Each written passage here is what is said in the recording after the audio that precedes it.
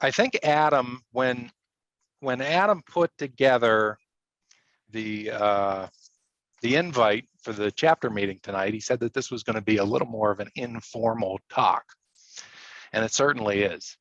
So anybody, Scott, that was on the trip, turn your mic off and be sure to jump in at any point, or turn your mic on rather, jump in at any point. So for those of you that don't know, oh, I lost my screen. I'm a lead project designer at Kepward Architects, and what we primarily do is multifamily. And it's a major passion of mine, and it has resulted in a lot of study of old multifamily. So the title of my talk tonight is called Field Trips, Mundane Modernism, and Our Journey Through It. Now, Mundane Modernism is a talk or a walk that Charles Russell and I have given a number of times. And I thought, you know what, for our very first field trip for Docomomo, this would be a heck of a lot of fun. It's a very interactive sort of thing and a very casual kind of thing. And my thought here with sharing these trips is that, you know, it was our new business last time, and to share kind of the, you know, the fun that we were engaging in the other week. Now, the idea for these trips goes back a little bit further. You know, obviously our organization is about documentation and advocacy and preservation of buildings. And that's primarily what our sort of our backbone committee really does. But there's also another element to this, and that's community. And these trips, you know, especially us digging into having our chapter meetings during COVID and everything, you know, it's been a little difficult to create that sort of, you know, we're a team, we're a group of like interested folks that are passionate about these buildings. When you talk to a fair number of our members, they say that they're passionate about modern architecture. And with that comes documentation and the preservation of them. But we're a lot of folks here that are really just into old modern buildings. And a group, I wish Ann Mullins was on tonight. Well, Charles is. A shared group that we're both in is called the Ghost Town Club of Colorado. And they're set up in a similar fashion to us. They have their monthly chapter meetings, but and they have a major portion of their work is preservation and documentation of historic 19th century sites around Colorado. Their focus is that. It's a serious interest of mine as well. Now, what has kept them alive since 1958 has been that community, you know, this sort of club attitude. And a big part of their magic, as I call it, is these trips that they would do. So I thought that this would be a wonderful way to help build our community. And who doesn't like going and walking buildings, especially buildings that you like? So this one here, this photo, right? This shows we had a small group. Mundane Modernism was mostly about the architecture of Roland, Wilson, and Ramsey and Reeves. It's led by me here. And we started off 10 o'clock and we met, you know, we had a wonderful day. You can read through the description that we had sent out, but there were an awful lot of buildings that we actually had the opportunity to look at and start to dig in. Now, this was something that I called a chaos trip, and that the idea behind that was that it was a little bit chaotic, and this was about the folks involved, seeing what they were interested in. Of course, we had a nice brown bag lunch at Cheesman Park, and we also provided part 2 options. One of those was actually to go back and tour my home. cocktails after. We didn't do it. One of the other options was to go home. And a third option was more buildings to go and look at that I thought, had a little bit of a meaning to the topic of the trip. Now, this was the area that we targeted, and this was Cheesman Park. And there's an awful lot of these old modern apartment buildings, right, all through here. And you can sort of roll through these places and kind of get the names of the big players. And our talk was focused, like I say, on Ramsey and Reeves and Roland Wilson. These were all the buildings that we looked at. We didn't go into any of them, but we got up close and personal. We touched and felt, and a lot of them are glassy, so we could even see inside. This is the list. Now, the major players here was Roland Wilson. I'd say that there's a few folks on this call here tonight that are certainly more than familiar with the name, but may actually have known him. Now, a little bit of background here and that we had given on the trip, on the talk, was Roland was actually a graduate of DU, and he was a student of Gene Sternberg's. Now, the other fellow that we're going to be talking about are Ramsey and Reeves. This is a partnership between a Woodrow Ramsey and a Roger Reeves. Both characters, I think, are pretty interesting.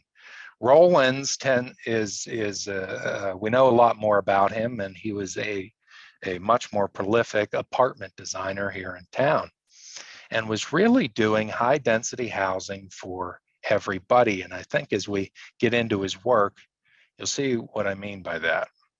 Now, Ramsey and Reeves were a little bit different, and I don't have a photograph of them because I don't know what they look like. I don't really know who they are, but I certainly know their buildings. And over the last several years, have been really digging into, sort of their kit of parts and making up a bit of a story around it. So I don't have a picture, but I have a photograph there of their stamp from the drawings of the Wellshire Arms apartments. Now, this is a typical example of their work. We didn't see this on the trip, but this was our option number 2 for it. You get into these apartments and I think a lot of folks tend to kind of look over them, right? They're rather quiet buildings. They're awful large, but they are quiet and they're very simple. It's sort of this Corbusian, all these buildings are raised up on pilotis, they're stacked, there's slabs of concrete, and the rest of it's infill with glass. And maybe there's some different floor plan layouts, but these things are derived via their layout. And when we look at a lot of the Ramsey and Reeves work, that's how it really is. This particular building, you can see here on the left, that's a 1-bedroom unit. The one on the right's a 2-bedroom unit. A lot of their work, they'll provide a language that when it's not covered by a balcony, is fronted by a wall. The rest of these things are all sliding glass doors. So they're essentially building a concrete table, right? And then the infill is sliders. And they create spaces like this. We'll keep this rather light. These beautiful indoor-outdoor sort of living, these concepts that are all about living in our 300 days of sunshine a year, right? These enormous walls of glass. And these are just apartment buildings, right? This isn't some case study house in a book in California. I mean, this is just a regular market rate apartment building in the state of Colorado. Some of the work that the buildings that you might know them the best for would be the satellite apartments in Colorado Springs. They're very much their kit of parts. It's an interesting building because, as I understand it, it is the first large-scale mixed-use project in the state. This is a photograph of it being built. This was completed in '69. Looks an awful lot like the Wellshire Arms, doesn't it?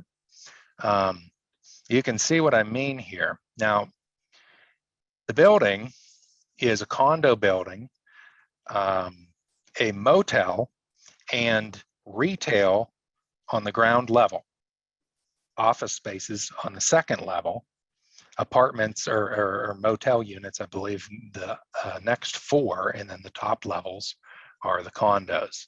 There's this wonderful restaurant that was built on the top of this. This was on the way to the airport, Colorado Springs. That's the rendering of the building. But if you look at this, you can start to see the language, right? We can clearly see all the slabs. It rings the entire building, gives us these balconies, these wonderful, I mean, God, has sunlight ever touched the sliding glass doors here, right? And the rest of the building is essentially all infill. We can read it very well. And these are the kind of spaces that are in those units. That's a corner unit living space. Now, something of their kit of parts, we can see the concrete columns here, right? The rest of that is the glassy infill. Something that they did was a mechanical plenum that ran around the ring. Since the majority of these buildings was exterior glass, it was all glass, right? You need the heat towards those areas. And an efficiency that they were able to create by doing this mechanical plenum was allowing yourself a 6'8" head height. So this would work with a standard size sliding glass door. But my God, when you figure that this room is what, 14 feet wide, let's say, you got an 8-foot deep balcony. Look at the space, right? This floor plane zooming right out through the glass. This feels like a large living room. I feel like I'm outside. This is another 2-bedroom, an interior unit, not on the corner. And you can see some of the stuff that they would do here. This is just good apartment design. We're putting all of the rooms towards the glazing and all of the support, the servant stuff, towards the hallways, which would be along here at the title block. So, our bathrooms and our closets and things like that go back here. You also notice that the walls are awful thin, right? 2 7/8. They were using a lot of pretty neat wall framing, sort of a kit of parts that was essentially a hung drywall on a series of cables. Pretty neat, and would help with sound transmission. Seriously, help with sound transmission. Some of the other buildings that you might know them for is the Americana. This is here in town, and it's more of that stack of slabs. Now, I was told, and I was sharing with the folks that were on the call before we started, this building here was one of their designs. And I had looked at this and I thought, okay, gee, well, that's pretty typical. We see the mechanical plenum running around the outside. Okay. Now, this is a hotel in Hawaii. And if you remember the television program, Hawaii Five-0, this is that, that opening shot where the camera zooms up and he's standing up on the corner and he turns back to the camera. But it turns out I looked into this recently, and that's an absolute lie. The folks down at the satellite say that this is one of his buildings, I think just because it looks like it and has a restaurant up on top. Now, one building that they did do, this is that Atlantis community, that resort complex in the Bahamas, right? They actually did do a building that was similar to the satellite, and it was just after it. It's still there. It's called the Beach Tower. And I think they had something to do with some of these buildings as well. But this for certain is credited to them. They did a fair amount of resort work, but I don't have access to their portfolio, so I don't know what it is. That, of course, is the Atlantis complex. Now, back to our other friend here, Roland Wilson. Now, we've all seen these buildings all across town. I've had clients come into my office and say, oh, well, the balconies look like all those 60s apartment towers all over Denver. Those towers that they're talking about are actually Roland Wilson's buildings. They look like this, and we saw a number of them, as you can imagine, on our walk around Cheesman Park. And what was fun about this was that, you know, the folks that were on it, and Scott and Kimber, feel free to chime in, that we were able to look at these and really take our time through the day and analyze, you know, what was going on here? What's the language that this particular architect was working with, and why? These are the kind of spaces that are in Roland's buildings. And you can see these precast double T's. I lost my cursor. That's happening, you know, the whole building is sort of this kit of parts. This is one of the earliest buildings. In fact, I think it is the earliest one that they had done. 1958 was when he started his practice, and right out of the gate, you can see the precast double T's with sliding glass doors underneath. The rest of the buildings were all concrete block. The earliest ones weren't faced with brick, they were just the block.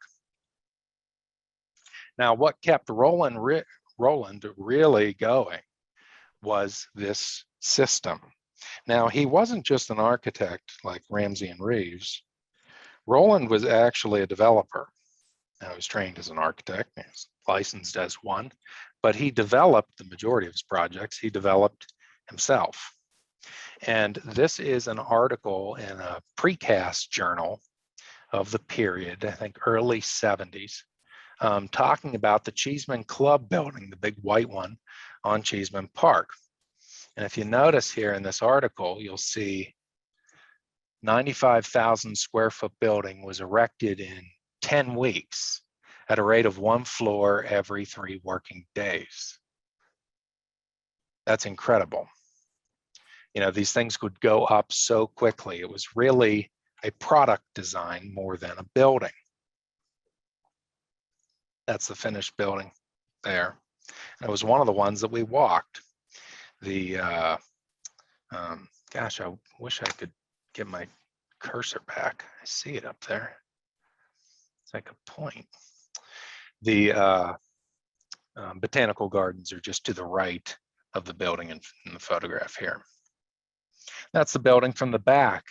Now, Roland, this was one of his more luxury buildings. We can see the floor plates sticking out, and we can see all the precast parts and pieces that make this building happen.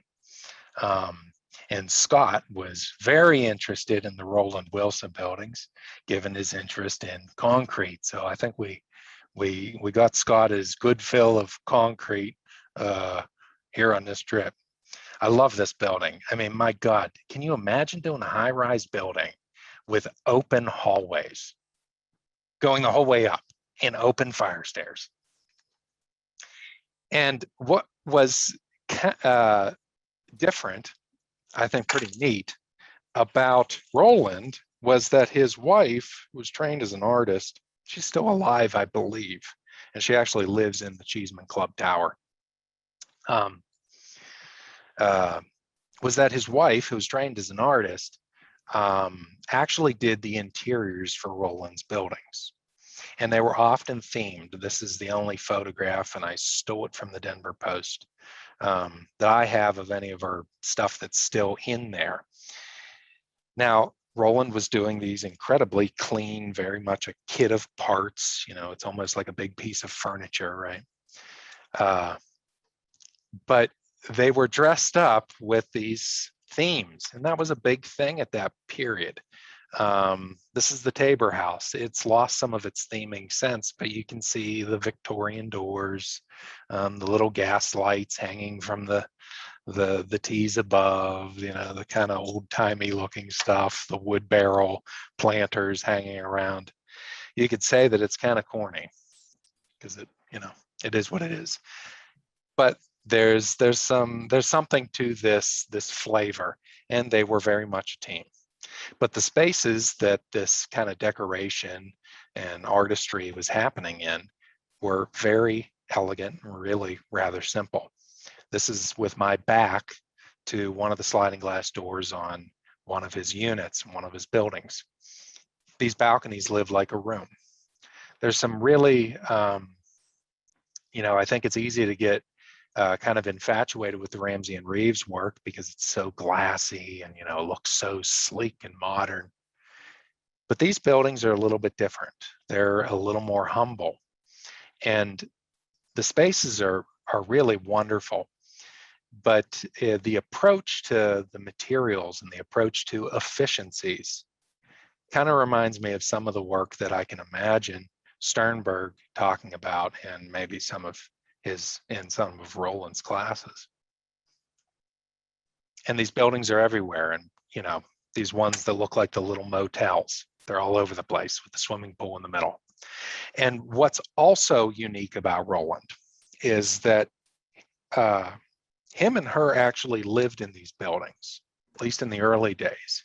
When they would complete a product, they'd live in it for a few years until the next one got built, or a few months, and see how the unit lived, see how the building worked, and change the design, make it better based on their actual lived experiences. And I think that's beautiful and poetic.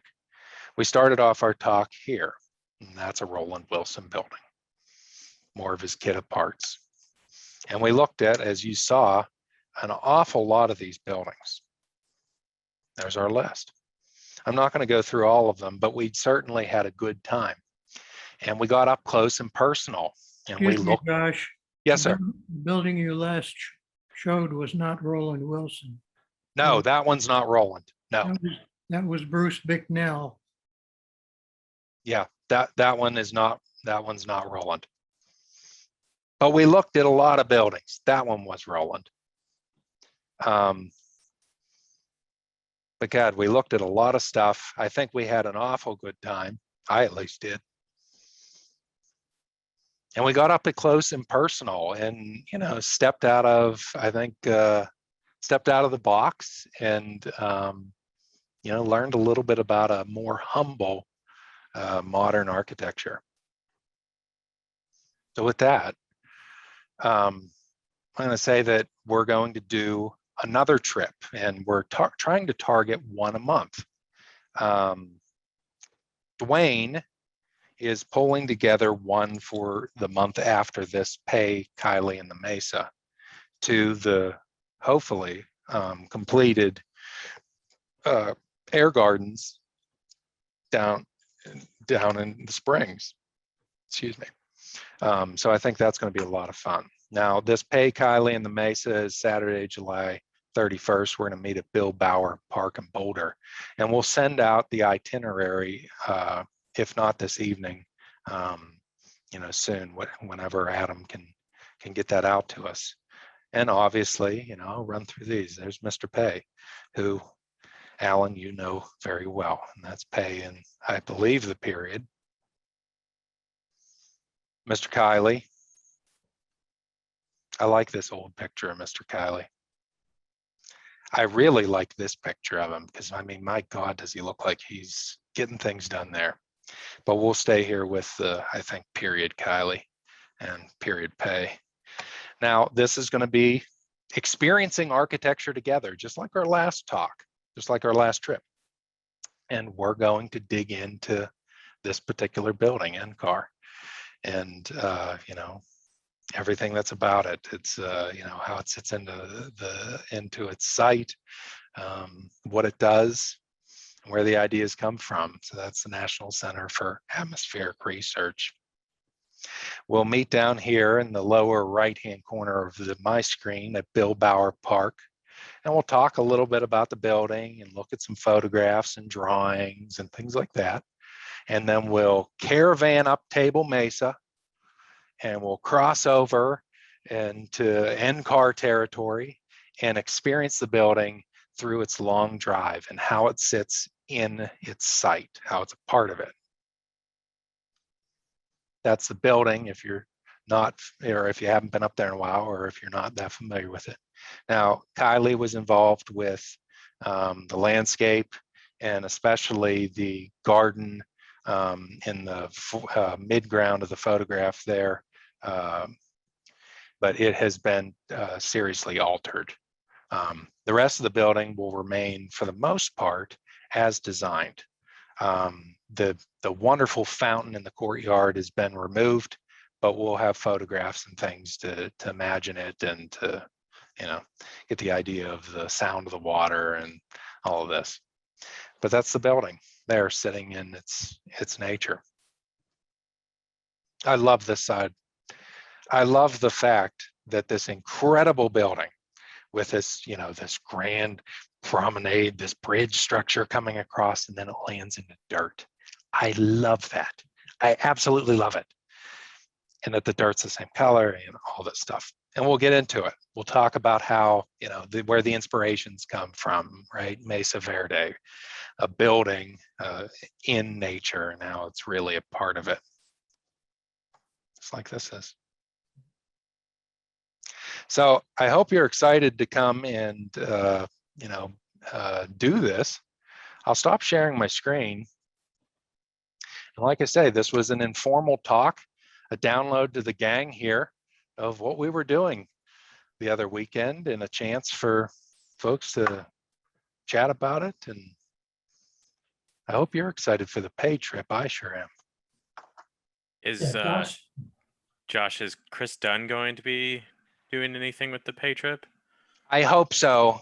Yeah, I hope so. He hasn't given me a for sure, but it would be nice if Chris could come and tell us some stuff about Dan. Yeah. Well, the interesting, right there at the end, when you were talking about, the NCAR and the Mesa and how it all comes together, is that Dan, from what Chris has said, Dan truly believed that man is nature and would say that all the time around the office. And so I think that project really shows that in my mind. And for those of you that don't know, Chris Dunn is Dan Kiley's son-in-law, and he worked with him, I think, up through the mid 80s. So, Josh, a question about NCAR. Will we have access inside the building? So with COVID, God, I don't know, because their hours, yeah, we should have access to it. Okay. The lobby, some of the public stuff, and for the most part, that's all original. But I'm going to call and make sure that is the case. If not, it'll still be worth it, even just to walk around it. Definitely. I was there about 2 months ago, and they still had signs up, no access to the lobby or the interior. Really? Lobbies. Yeah, that was a couple months ago. Yeah, they may still be closed because I'm supposed to have a meeting there, I think, this month, and they made me sign a release concerning COVID. So yeah, I don't know. And the time that we're going there, we should still be getting a lot of shadow in the building, I hope. So, and I mean, my God, it just comes to life, It's like, you're painting the architecture, God is painting the architecture on this thing. And every time the clouds shift a little bit, you have a different canvas in front of you. Yeah. So I don't know, do you have anything to share about the trip, Scott, that I didn't ramble about? A couple of things. One thing, and it was that glorious, was it Cheesman Tower? The white one. Yeah. What I really liked was that striated pattern on those concrete panels, and how every time you would shift your vantage point a few feet, or every time the clouds would shift, you had an entirely different appearance of the color and the texture of those panels. I thought that was pretty interesting. And the other thing that really stuck out for me, and you mentioned this, in the fact of these apartments, this is very simple construction, very honest, very straightforward, and it's a framework for living. I think that was a phrase you used. And the decoration were the arrangements of stuff that we saw on everybody's balcony, which was fascinating. It kind of reminded me a little bit of the old Hitchcock movie Rear Window, Mhm. where Yeah. you're studying the world in the building behind you. And I also found it interesting that at times we seem to be, in our little group down at the ground level, we seem to be providing some entertainment. Oh As yeah, we people would definitely did. watch out, watch over the balconies at us with maybe concern or maybe amusement or a little both. Yeah. What are these guys doing down here? Oh my God. I didn't know my house was anything worth looking at. Yeah. Yeah, I mean, even especially, all the glassy stuff. Yeah, you see the people's lives and stuff inside. But those Roland Wilson ones where the balcony is sticking out 10 feet, I mean, that's a room. A legitimate living room. It's, it just doesn't have the glass. And You make a good point. I mean, I think a lot of people have heard me say it way too many times already, but like, a great piece of modern architecture, is particularly residential modern architecture, fades into the background.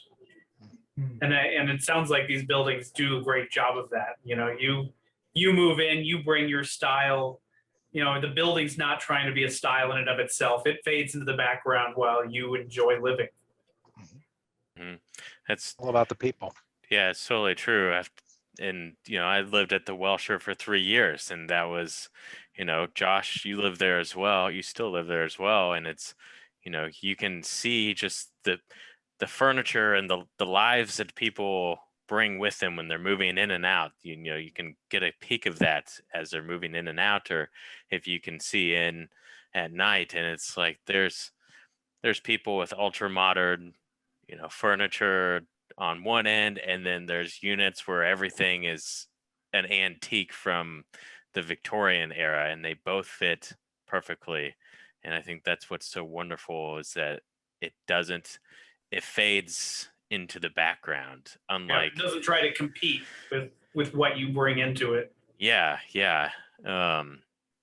And so I think, in my mind, there's a lot to learn from looking at these older buildings, especially for young architects today or young designers. It's, there's a lot to learn there, a lot to take from it. And it's much easier, I just moved to Indiana, and it was a struggle to find something that could compete with the Wellshire, to be honest. I mean, it was what you just mentioned. It's so, from the exterior to the interior, everything is just competing. Everything about the building is trying to compete for your attention instead of just being a host to your life. Yeah. All those buildings that we looked at are, what is it? Corbusier's domino diagram. It never got built. I mean, it's not really a building. It's a drawing, right? Of these slabs and the stairs. Slabs and columns and stairs. Yeah. Everything's raised up. I mean, towards the new architecture, right? Everything's raised up. We can occupy the ground level. There's a rooftop element that replaces what was, taken on the ground, and all that kind of stuff. It always blows my mind. I mean, they're buildings with big picture ideas, right? And they go away. It's like a dandelion, right? You can, and it's gone. I love Cheesman Park, and I think another thing that we talked a lot about while we were there was how well that stuff lives with its 19th century context. Buildings are all lifted up. They're almost lifted up to the bedroom level of the old houses that are right next to it that were on those sites before. But, they're all lifted up. And I think what really makes that really successful is the fact that all those old trees are still there. And you have that ceiling. And the buildings, those big tall buildings, are above the ceiling. I mean, that's a real That's a neighborhood that grew organically. It wasn't planned, there's this big giant tower, then there's this little Victorian house, and there's a pizza shop in the ground level of the old house, or there's a little stupid ice cream place down the street. It's a real community of all these different kinds of people. Now, since I wasn't on the trip, I didn't get to experience this part, but What do you hold? How do they engage their site? Like, is there actual breathing room between the building and the adjacent houses, or do they take up the whole site like most high rises do today? At that time, I mean, you didn't have a cap, you didn't have a lid on what you could do, and I mean, good God, concrete was cheap, right? So those buildings, they don't max out their site. Well, they do, but they don't fill the site. It's not like it's the site extruded up 8 stories. They're often really pulled in tight, and the building works well. Because that's probably another way in which those buildings are good neighbors, is that they don't take up their entire site. And they also, a lot of them, or probably almost all of them, provide on-site parking with underground. A lot of them have 2 levels of parking underneath the building. Yeah, definitely helps with parking, especially nowadays in that neighborhood. Oh yeah. I mean, one of the ones that we did stop and we talked about for quite a while, I think we did, was Sternberg's Desi. And if there was ever a I mean, that's the definition of community. That's what the guy was all about in a high-rise building. The hallways. We didn't get to go and walk in there, but you get off of the elevator, and each floor, the hallway at the elevator, it's a big square. It's a room. It's a courtyard. It's a gathering space for all those people around it. It's just like what he does in a suburban site with, these nodes, and it makes community. That's their courtyard. That's their town square on every one of those floors. And that was built for seniors, right?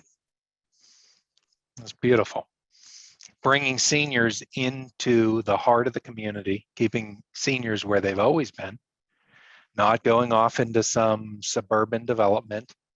You're right there. The little shops and stuff on the ground floor. I think there was a barber shop, a beauty shop, all this kind of stuff that the community could interface with seniors. These buildings, they had, there's big picture ideas in them. And they're just like we're saying, like we said that day, they're just quiet. I bet if you asked an average person to talk to you about Cap Hill, I bet they really don't even notice that those high rises are there.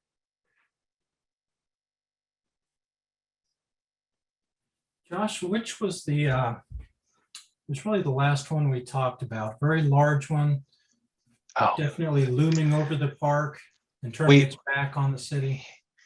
We ended the talk at Chuck Sink's One Cheesman, and talking about all these ideas from all these other folks practicing, and then you have this incredible temple to modernism at the end of the thing, and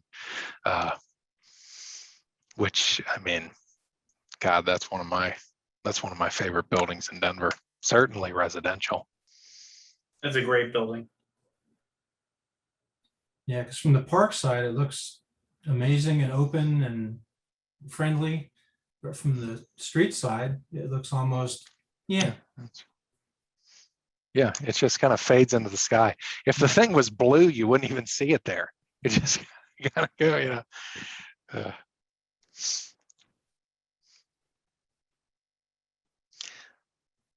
So that's all I have. I mean, we can close the meeting and keep chatting since this is informal.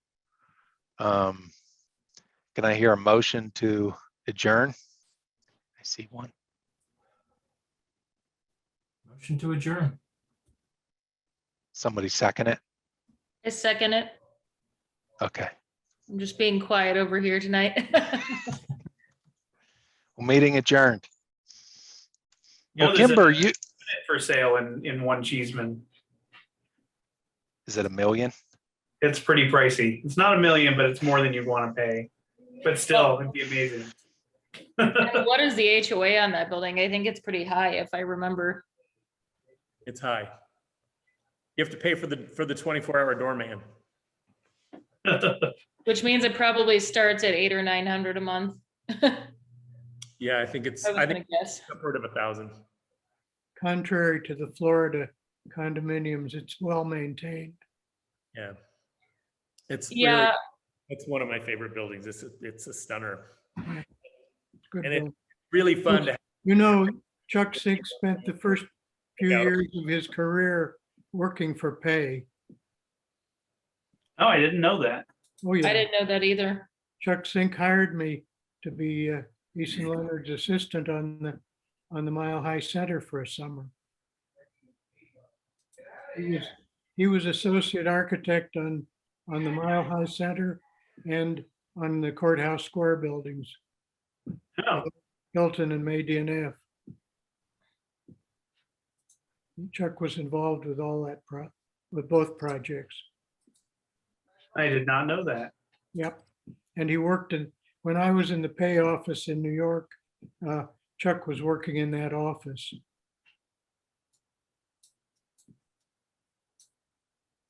Alan, do you recall how many,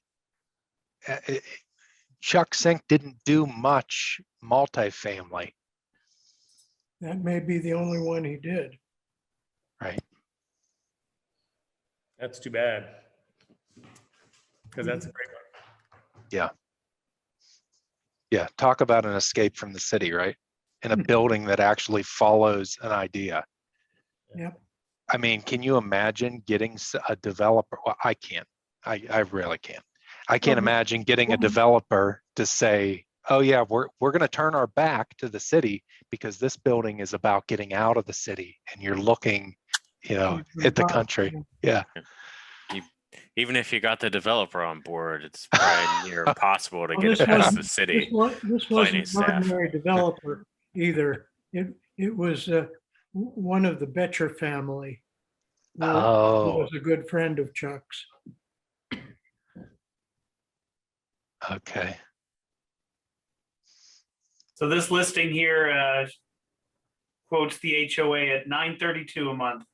That's what I thought I remembered was high, close to 1,000. That puts Worth mine in it. perspective.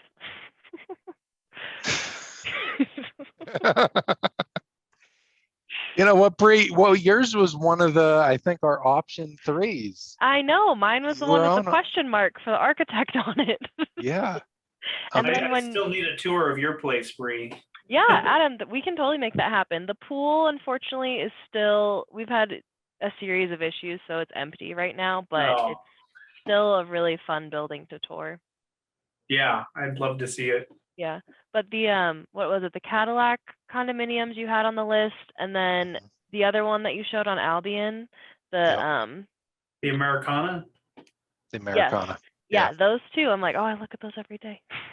The Albion one is for sure Ramsey and Reeves. Mhm. And it's actually an old, I think that one's 59. It opened in 59. So it's kind of an early one.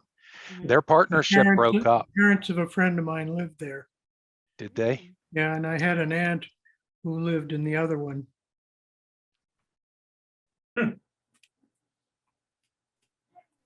Yeah, they're building a new apartment building across from it right now. Are Oh. they? It's a six-story apartment building. They broke ground on it like last week or the week before.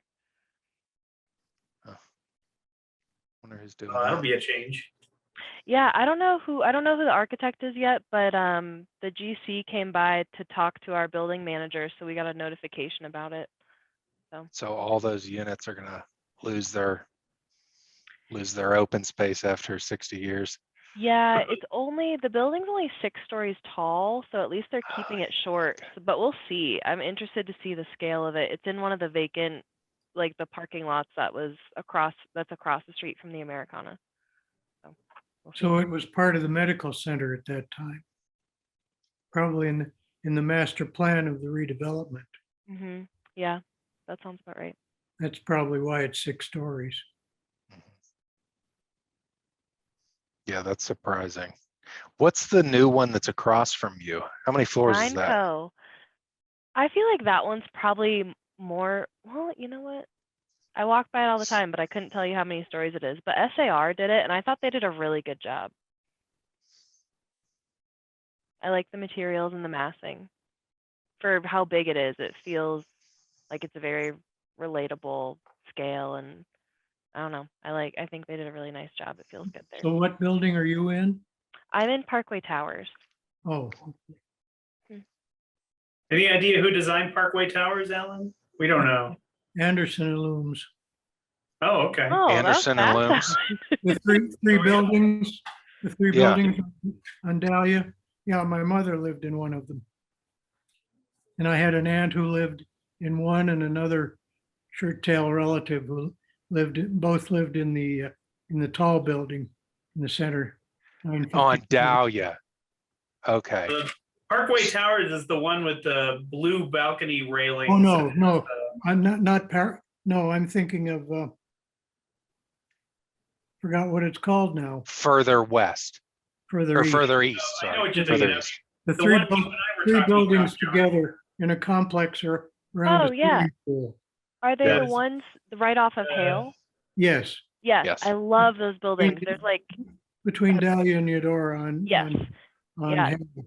yeah, there's like that beautiful little curve in the facade on that building. It's so nice. I love it. Yeah, Josh, we were talking about those buildings last month. Yeah. No, there's no curve in that, Brie. Well, they're There's no- like a very slight on the concrete on the front, on the facade. There's like On a which tiny, one? Is it Which one? There are 3 buildings. let me pull it up. the one to the north? The one to the north, that's where my mother lived. There's no curve. Oh, I will pull it up. I've looked at those build at Park Mayfair. Yeah, Yeah. that's the name Park of Yeah, it. Mayfair. that's what it's called, Park Mayfair. I will tell you, I've been in the swimming pool of that, the indoor Mm. one. Well, not in it, but I've been in the room with the pool. I've swum in both pools.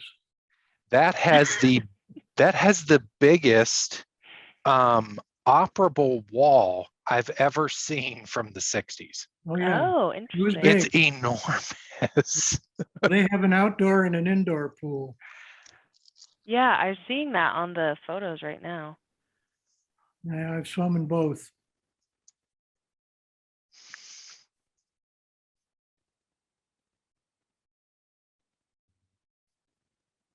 Okay, I'm copying this photo. There is, Yeah. it's a really nice detail, like on the 2 end panels on that building. There's a very slight, like little tiny curve in it, and it's really cool. Really? Hmm I've never noticed. They're marble chip, aren't they? Buildings? That No, they're brick. sounds right. Brick. Looking at this. Yeah, but I think the panel you're talking about, Brie, Oh, yeah. there's some funky things at the end. Yes. I was taking a minute. You know, what's something else is that's kind of weird about Roland Wilson's units, and I don't think we even talked about it on the trip, was that he did those motel style bathrooms that were, the sink was pulled out of the toilet and the tub, and then the sink's out in the hallway in Oh, the mass. really? Did In he? the in the masters and in the secondary bed, in the secondary bath too.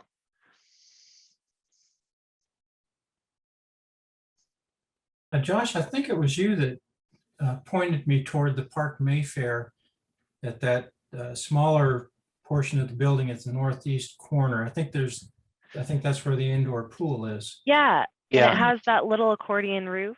It's got Yep. the folded plate roof, and I went and took a close look at that last weekend. And it appears to be a plywood stress skin folded plate system. Okay. I wanted to send that to you, Scott, and then I walked by it and I was like, no, that's not, that's not it. I thought the same thing. Yeah. Well, I got a bunch of photos of it just to have them for the catalog.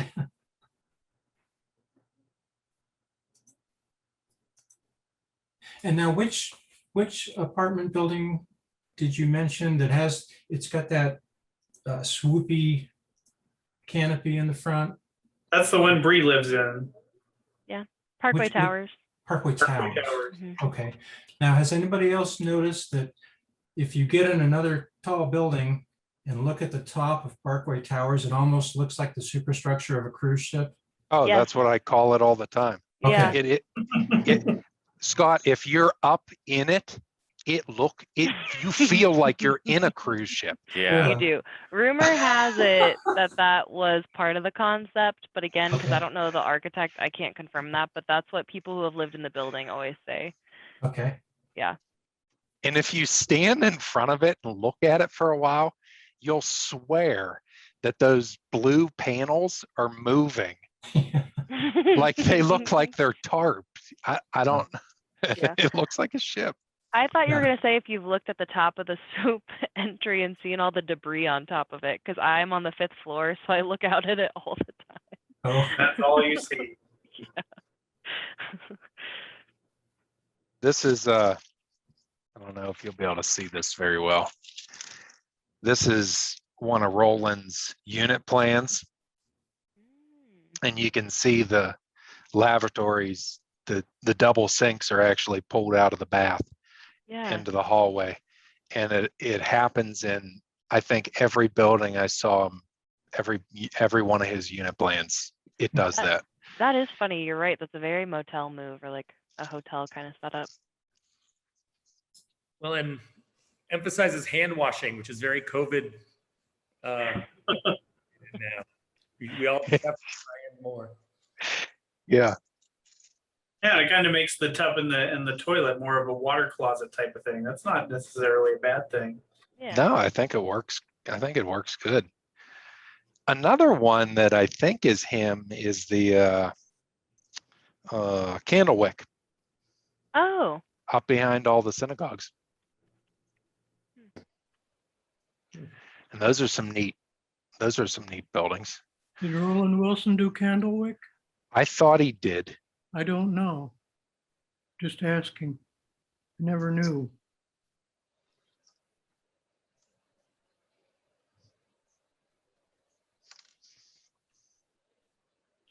But yeah, we had fun. And I hope we get a good turnout for our pay trip. I mean, that's a fantastic building. You should. What time are we planning for that again? 10. Okay. Oh, and then, in the itinerary, which we'll send out, brown bag lunch and whatever else you need. Maybe we could even lunch in the courtyard or something. Josh, can I tell you, since our walk, I can't help but look at every new construction that much harder than I already did before. And you pointed out that especially at whichever the one that his wife still lives in, the white building with Scott was talking about, that you get the sun dimension. Now I'm staring at everything and looking at the terrible mud work and all of that, and how I'm walking now, and it just drew even more attention to it, and how I just see the ripples that much more, and it's just painful. It's like even more painful than it was before for me to walk past them. I just can't even look at them. What Kimber's talking about is there's the wall, the exterior walls. You can see the actual slab there, and then you can see the uninsulated precast wall sitting on top of it. For sure. But the precast, God, I was given a talk there once, and Charles, in fact, Brie, I think you remember it because it was that awful talk that you were on, where those people were yelling and all getting all mad and stuff. Yeah, that was a feisty Oh tour group my that day. I was God. like, whoa, whoa, whoa. What is going I on? had to tell them that I had to tell her, well, you don't have to understand it.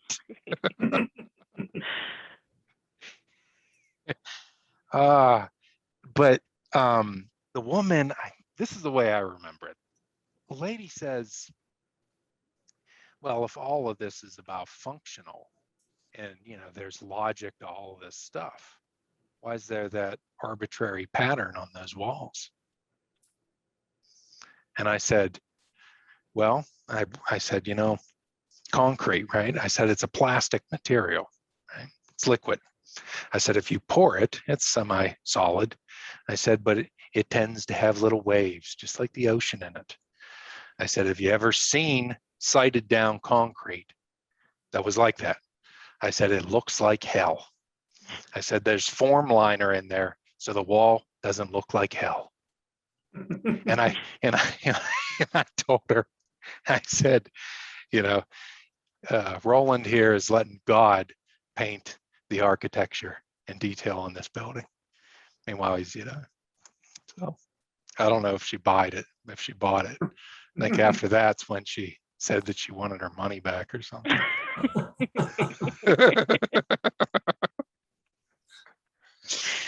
Well, and I remember them getting mad at how casual the tour was too. I thought that was something that was interesting. Well, yeah, I mean, you guys all know me. I'm very casual. You know, so I like things to be as conversational as we can, you know, with meat, but yeah, I don't like. Except for the madman attire, then you're a little more formal. Yeah, but you got to look the part. He definitely dresses formally. Well, I'm gonna run, but thank you all for this meeting. Bye, Well, Mike. thanks, Mike. Thank you. Promise. Take care. Okay. Bye. What do you got? Adam, is this you? Parkway Towers. That's me. Yeah, there's an ad for Parkway Towers. It doesn't look like a Yes. cruise ship in this ad. No. Yeah, they but- left off the rooftop. I bet the guy's leaning over a pipe rail on a cruise ship, though. Yes. Maybe- and Maybe in that's the Denver. front. Yeah. Enjoy it. Yeah, to get a photo of that roof line, I actually went to the top of a parking garage over near, I guess it was Rose Medical Center. And used the zoom lens to see it. Nice. And Yeah, is it's it a- concrete it's a good one. officially? Charles has a great photo of, in fact, I might even have a couple pictures of you. There's a wee little tiny catwalk up there somewhere, and Mhm. you're going underneath the Benson stuff that are coming down off of the roof. Oh yeah. You know, we're on top of a 12-story building.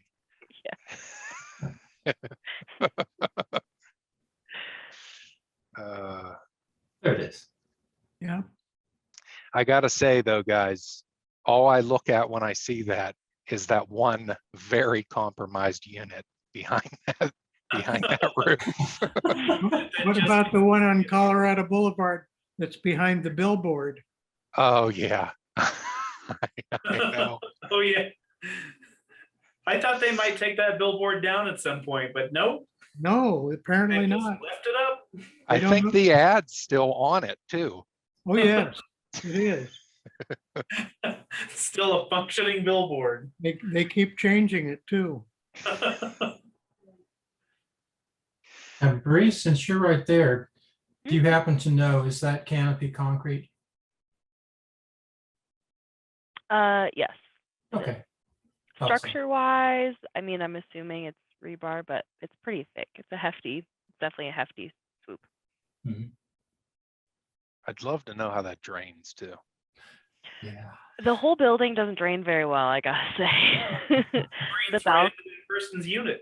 Yeah, the balconies definitely, they puddle. There's no drainage from the balconies. The floor is slightly tilted on a slope, but generally you can see, unfortunately, like along the metal facade that it's starting to rust, which granted it's from 1963. But yeah, I have like rings from where the water puddles when it rains on my balcony. Hmm. Yeah, there's like little channels on the entrance roof. So Yeah. that's kind of the only drainage that's up there. Yeah, that building's detailed pretty strangely. Well, we'll know who to blame if we ever find out who the mystery architect is on that one. Yeah. Well, I mean, it doesn't have, I think every one of those damn Ramsey and Reeves buildings have the 6'8" mechanical plenum that runs around. That seems to be their signature. Mhm. You know, one detail I think is interesting on the Wellshire is those sections that don't have balconies.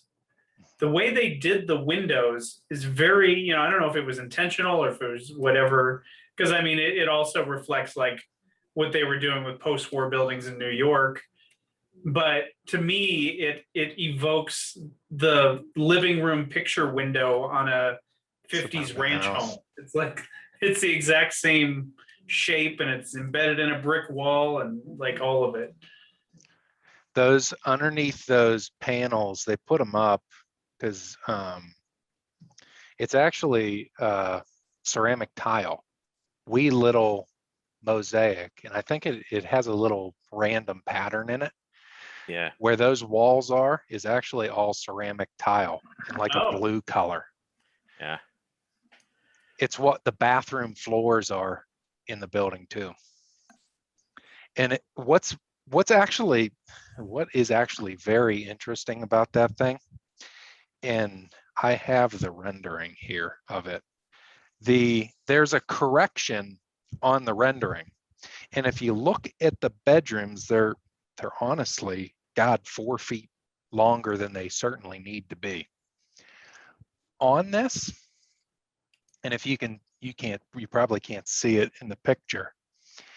The rendering has been corrected, and you can see underneath the paint that the balconies were painted going the whole way across the whole building. Mm. Now that would have, I mean, good God, the balconies would have been, I mean, some of them would have been 60 feet long. They would have been huge and 8 feet deep. It would have been, honestly, I mean, what do you even do with it? Run a marathon? Yeah. But the building was intended, at least according to this picture, and the floor plan would have worked if it was literally just a stack of slabs and all sliding glass doors. So those walls would not have been there. Interesting. And there's a newspaper clipping, and I think you actually sent it to me. No, you didn't. I found that. That shows the building, the rendering in the paper, with it having balconies run the whole way around it. That would have been one hell of a building for Denver. God, if it was literally just the slabs and just all glass. But we didn't get it. Yeah. Do you think that 8 feet is a magic number for not having sun ever hit the building? Well, when you got it, you know, it's 8 foot floor to floor. And it might be like 8'4" floor to floor, something, but they're 8 foot, they're essentially 8 foot ceilings, or almost 8 foot ceilings. So yeah, I mean, you're never going to have sun at least blasting glass, even on the southern side. Or rain. You're pretty or covered rain. in rain most of the time too. Those, you know, I think when we took the field trip, we talked a lot about it. I think that those balconies, I mean, when those things were built, those all had indoor outdoor carpet on them, glued, you know, and you walk out there, you go the carpet going right through the glass, and then more carpet. It's a living space. They're not these little 5x8 prefabs that we pop onto the sides. Yeah, that's not outdoor living. We live in Colorado. Yeah. Yeah, indoor outdoor living in a high-rise building. I think what gets me so excited about that kind of work is that that's for just regular people. Those are apartments, and you get that level of design. Yeah. Because it wasn't ever marketed as a luxury building, right? Some of them were. I mean, some of them were. I don't know what the marketing strategy for the Wellshire was, but I mean, like, so, God, these unit plans are the same ones. Some of these are the same ones that are in that Cheesman, Park Cheesman, or whatever it's called, the white one that's on Cheesman. These are also in an affordable deal in Aurora. The same units, the exact same units. Same size? Everything. In the more expensive ones, some of them will have, it'll have an extra slider, where in the cheap one, it's where the curtains go over and park.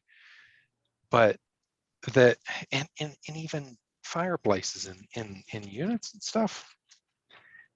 He really had a kit of parts. And God, when you're building a building, what was it? One floor for every 3 days. Yeah, that's incredible. It's like. The other day, I don't know how I totally missed it. I discovered there's a Roland building in the Harvey Park area. Is there? Only discovered it like 2 weeks ago. It's only like 3 stories, but it's totally one of his little L-shaped 3-story buildings. And correct me if I'm wrong, Alan, but the double T's were invented here in Denver, weren't they? As far as I know, they were made by Pre-Stressed Concrete of Colorado originally. They were innovated by the Perlmutters. Well, they sure used them everywhere. I mean, if you go to like the old warehouses by Stapleton, where they used them vertically for walls. The apartment building in the office building in my backyard has vertical tees as part of the exterior wall. Yep. They did a lot of concrete warehouses using that principle, and a lot of then there's an office complex on about Tennessee and Colorado that has vertical tees as the exterior walls. Yeah, I think I know that complex. Oh yeah.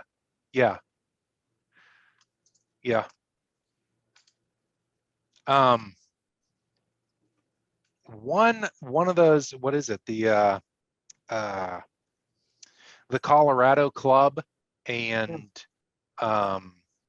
what's the other one? It's twin across Colorado, the Colorado Club, and then the other one's called something like that. Those are both Roland Wilsons. And when you drive down the street, you think that it's an apartment building, but they're, and I bet you. So there's gotta be something to this story. The owners of that building were looking at selling it, and there was somebody that was interested in converting it to apartments, right? And I was told that building was plumbed for bathrooms that were never put into the building, and that it was set up to transition to apartments. To apartments, really. From office to apartments, and to build the chases in that it could have been switched over. That would be wild. Mm-hmm. I didn't see it myself. I didn't see the drawings, but when we were approached about that was the story that we were told. The Architecture Foundation toured the apartment building on the corner of Bannock and Spear when it was under construction. And we found that that apartment building was set up so that every apartment could have its own electrical service and water service, and individual meters could be put in. when it's condominiumized. to go to condos.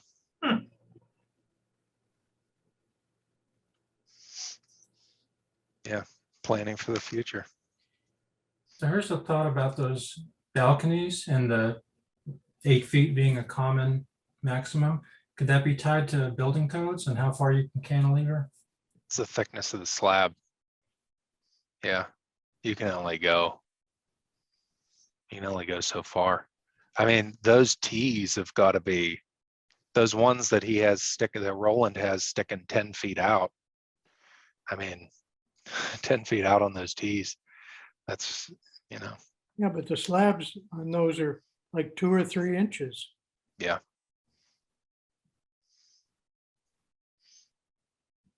Yeah, all that stuff is really pretty They're only thin. spanning 2 feet. Yep. I think it's interesting that he left them exposed inside the units, almost like they're exposed beams in a modern house or something like that. He didn't try to cover them up or anything. I've stayed in motels and that had that as well. The exposed concrete tees. I did. I hope my headset works as I walk over here and grab the drawings. We did a condo conversion. Charles, you remember this because you did the renderings for it. Yeah, Circa West.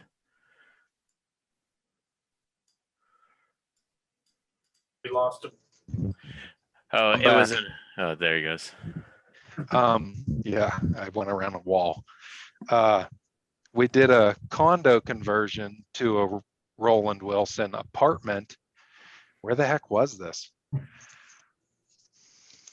Colfax and Vrain. Frayne, Oh, really? the Four Winds. West Colfax. I know that building. And she, the wife, it had the captain's room restaurant in it. And she did all the, the theming and all that kind of stuff. But this was his kit of parts as a motel. And, this is what we ended up doing with it. It kind of got, we did the construction documents and then you can only control you can't control what happens after you do the drawings, at least with this project. So this is what it was intended to be. And we changed the balcony language. And the reason was that we couldn't get anybody to sign off on keeping the original balcony rails. None of the engineer wouldn't put his stamp on it and said, I just can't. There was nothing wrong with them. They were in fantastic shape, but the majority of the budget for the skin of this building was spent on, obviously, all new rails, all new balcony partitions. And the original idea was we wanted to make it look like it did in that original rendering, but we couldn't because nobody would put their damn stamp on a 50-year-old balcony rail without checking every one of the welds. Okay. That's too bad. And it didn't pencil out. But we did this conversion, and what was probably the neatest lesson was it had the same walls that all those apartment guys were using, and it's basically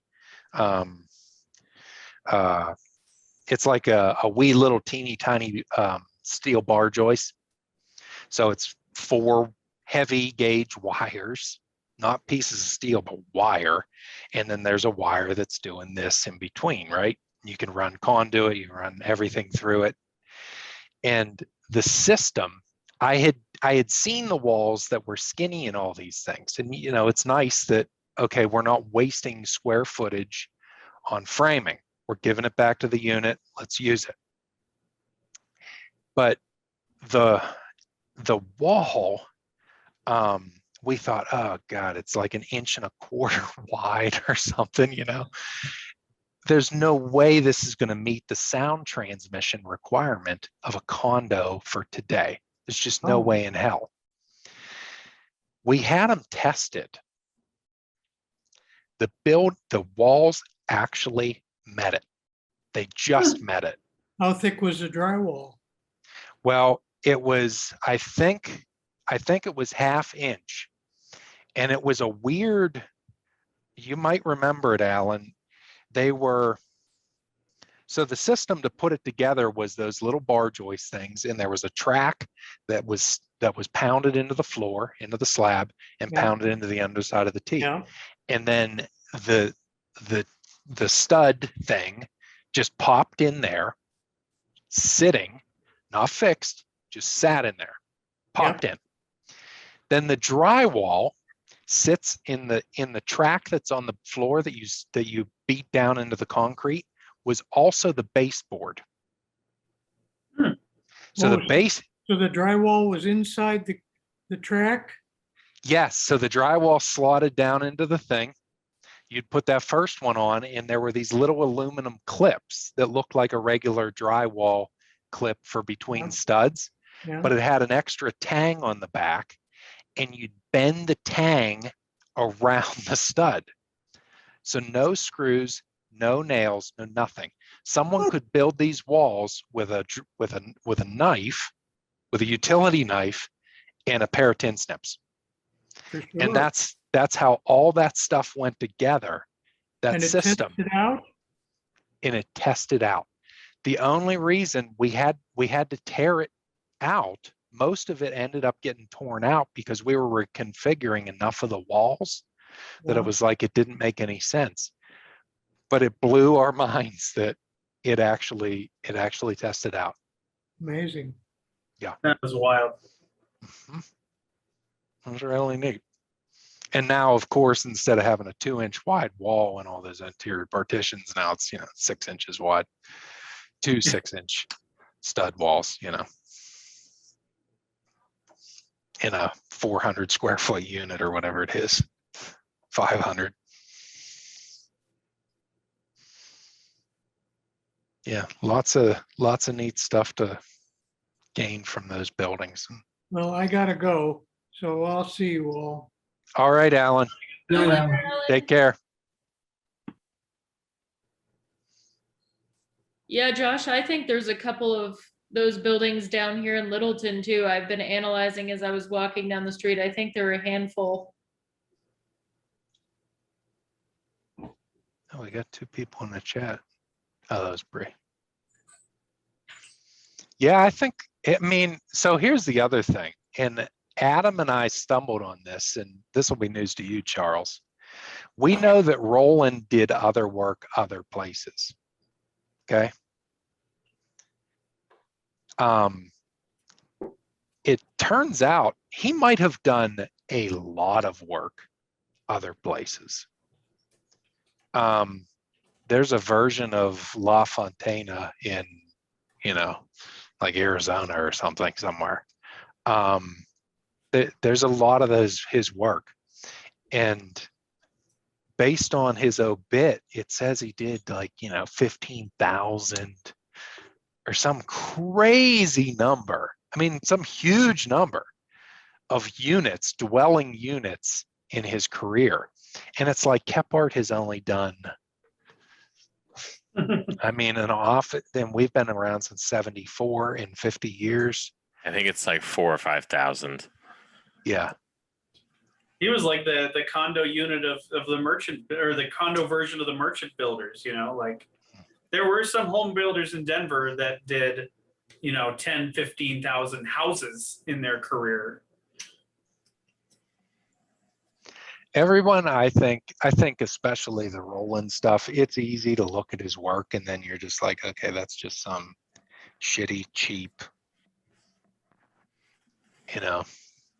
he's just throwing them up. It's just a repeat of the same thing. It's like a stamp tool. Mm-hmm. But when you actually study the stuff, it's not. Yeah. It's not a stamp tool. And when you think about it, like, this is someone that got taught by Gene Sternberg. You can't tell me. I mean, that only happened, what was that in 4 years? 4 or 5 He years. was the only class of it. You can't tell me that guy that did all of these apartments chose to do this. when he could have done all kinds of pretty neat stuff, chose to do this, didn't buy into that message that Sternberg was beaten into the students. The They best for the most for the least and all this kind of stuff. This guy took that to the next level and really did, you know, I mean, serve the modern mantra. How many architects or developers have you heard of living in their projects while they do the next one and then moving into that one? None. I only know None, of 'cause one not- other. they all want to live in a big house. I only know of one other, and it's a guy I'm still trying to learn something about. It's a guy named Maurice Isaacson, whose career started in Harvey Park. And he went on to develop several projects. He started working for a developer and developed Windsor Gardens and Heather Gardens for it. Yeah. And then he broke off and did a couple of developments on his own. And when he did that, he moved into each of those developments and was a resident there, which I think is pretty amazing.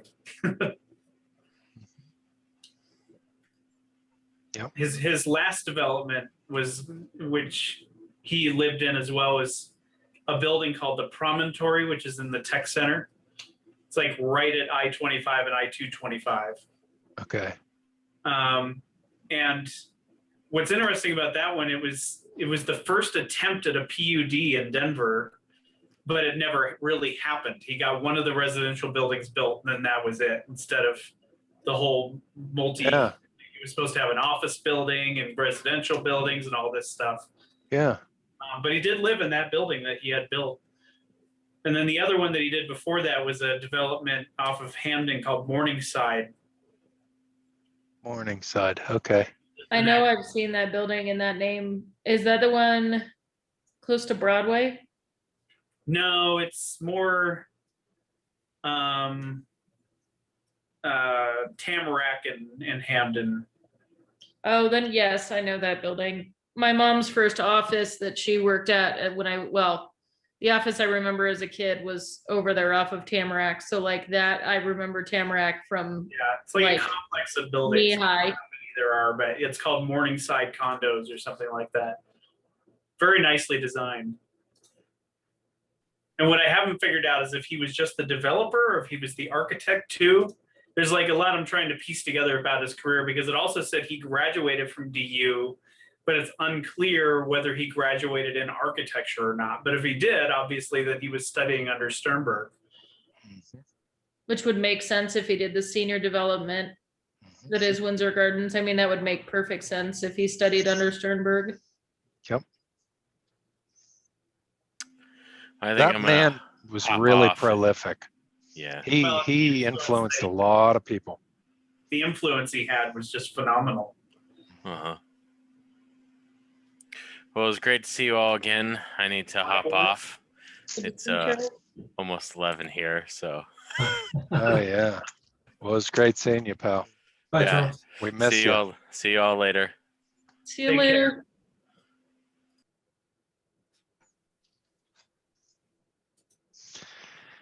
Well, I'm excited about our next trip. You think it's gonna be a good one? I think so. Excited? Yeah. I've definitely got it on my calendar. I think I'm bummed Mr. I'll- Gas, See, go ahead, Kimber. I said I'm bummed that I'll miss it, but I need my beach vacation. I think Mr. Gas might be coming. Oh, cool. he sounded like he wanted to. That would be great if he does. It would be. It really would be. I It's feel like very handy to anytime- have him on these phone calls and these talks and things, because we're like, oh, I don't know. And he's like, oh, it was so-and-so. Like, Yeah, oh, 'cause- thanks. We need you all the time. Because he was That's all the questions. there. I feel like every time Alan talks, somebody should be scribbling notes furiously, just It's a good everything thing he we says. record these calls. Yeah. Yeah. We need to record all the calls now that he's on. Yeah. I'm really glad he's getting involved. Me too. I Yeah. mean, this stuff is in his wheelhouse, so I think it's great. Yeah. I have to think he's happy too, because I'm sure with COVID, he probably was stuck inside a lot last year, and it's probably nice for him to have social interaction, I have to imagine.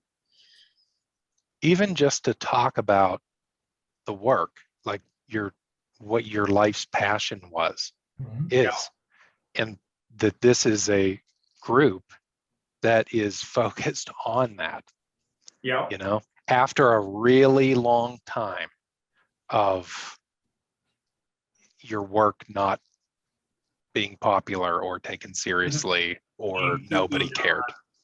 Yeah. Yeah. When my grandpap was a pretty big industrial designer, and I always think about how awful it was that here I am now. When he died, I didn't know what I didn't know, right? Nobody really knew what they didn't know. And, you know, we didn't appreciate it. And how much that must have just been awful to have just thought that everything that you did, all these things you believed in, all this stuff that you produced, and everybody just thinks it's trash. Tear it down, throw it away. It's garbage. It's dated. You know, I wish that man could have lived to have seen the kind of work that I do now and lived to see the stuff appreciated. And it's great that Alan is, because all of his other peers didn't. Nope, they didn't make it that long. Unfortunately. No. Yeah, I mean, Chuck Sink got to see his masterpiece, the stadium, right? Get blown up, get torn down. Did he do this? Yeah. Did McNichols. Yeah. Oh, I didn't know that. But he also did Kurgan, which also got torn apart. Yeah. Yeah. But they still credit him with like part of that modern stadium mentality and the things like when you read his, you know, when you actually read about him, they always talk about how the stadiums were influenced by him directly and that, you know, he was a big influence on how they got built across the country. And I mean, I went to that McNichols Arena more than I went to any other sports stadium in the entire state. So I'm very familiar with that one. But his house is the one that he built on a university is still sitting there for 3 point whatever million. Yeah. Is that the Ira Beck? Is that the Ira Beck house? Yeah, it's the folded plate roof. Yeah. Yep. It's a great house, but they sterilized it, but I'm happy they at least didn't tear it down. Yes. Because I think if that architect hadn't come in there, you know, albeit they sterilized it, at least it's still there. And what's funny is if you look up Cherry Hills, I accidentally did it. I don't remember why I had to look up Cherry Hills the other day. But I looked up Cherry Hills and it was just funny because if you Google Cherry Hills, that's the house that pops up, by the way. Nice. I don't know what I was doing, but that came up and I just sort of chuckled. I don't know anything about, do we know who the architect was for St. Mary's? That school I drive by it so much that I just love that building. God, I want to say I stumbled on it recently, but now I don't remember. But it is a noteworthy building. God, yeah, I think I stumbled on it and now I'll never figure it out again. You'll find it again eventually. Sure, I'll stumble on it again, and then I'll make sure I make note next time. Which St. Mary's are you speaking of? The one on University in Denver, right next to the house, right next to. It's in Cherry Hills Village. Yeah. It's like it's a stone's throw from the house. Yeah, I was thinking of a St. Mary's up in Boulder. But it is a modernist building that's a combination of brick, and then it has these interesting concrete sunshades around the windows. It's a cool looking building and it looks very different at different times of the day. And it's just, I've driven past it so many times that I can get that visual. And that's the kind of cool thing about that building. Actually, we got scolded for parking there when I went to take pictures of the Ira Beck house. Yeah, I could see them doing that. Yeah, you cannot, Really they're good place to very, park, though. What are you gonna park on University? Yeah. there's that crazy sort of hyperbolic paraboloid next to the Chuck Sink house, that's that Ira Beck house, and I want to know about that house, and I'm like pretty sure there's about 20 people living in that house. Like, no joke, there's never less than like 10 cars out in front of that house. And the other day when I drove by, it looked like there were like 2 ladders leading to the roof. So I have no idea what was going on over there, but I worry for that house. And At where's least this it's one? been Kimber? knocked down to. Right next to that house, tucked in, there's like, I don't know if you can call it a true hyperbolic paraboloid, but it's like A weird, weird shape. a Okay. very weird roof line. It is, Interesting. Totally overgrown. You can't see it from the road very well. yeah, you have to know it's there or be like me, where a couple times I've kind of like been stuck in traffic and gotten a good view because I just sit Okay. there and I like that's my normal commute. Like, I drive that road all the time, so it's I see it a lot, and that house is one of them that I am so curious about, that I have no information on. Yeah. And that's my list of things to check out. Yeah, we found an architect. We found out who the architect on 30 Hillside was today, because my friend finally took a picture, and I have no idea. Josh, have you ever heard of Copeland Designs? Copeland, yes. What do they do? This house in Wheat Ridge. They Yeah, did, Copeland. it's a neat, here, I'll send you, I'm like sitting here on my couch, so don't mind, you're gonna see me totally slumming right now, but oh crap, we'll see if you can see it. Copeland. But I a think neat, they're still around. it I says know, I designed feel by like Cope, that home with a view. It's kind of cool the way that they wrote Cope when you look at it on the upper corner. Yeah. Just a neat one. It's a cool house. I don't know why, oh, my phone went, sorry. Yeah, that might, I think they're still around. Yeah, I don't know anything about them, and Adam said he knew who Lee Dowd or Lee Dude was. I just knew the name because he's the developer of Paramount Heights. He's mentioned on both of those ads that I sent you today. Oh, okay, then that makes sense, because that, I mean, obviously that is Paramount Heights. Yeah. She has, so get this, they have not just 1 copy, but 2 copies of all of the paperwork for that house. Oh, nice. So, super neat. I just love that house. I want to see, because that foundation is what is the weirdest thing. So the house itself has sunk a little bit, but however they did that foundation, it must have been away from the walls, because the foundation has sunk in one corner, but they haven't been concerned. They've had people look at it. The walls haven't even, nothing has cracked. Nothing has moved. The brick hasn't cracked. Not a single piece of mortar is out of place.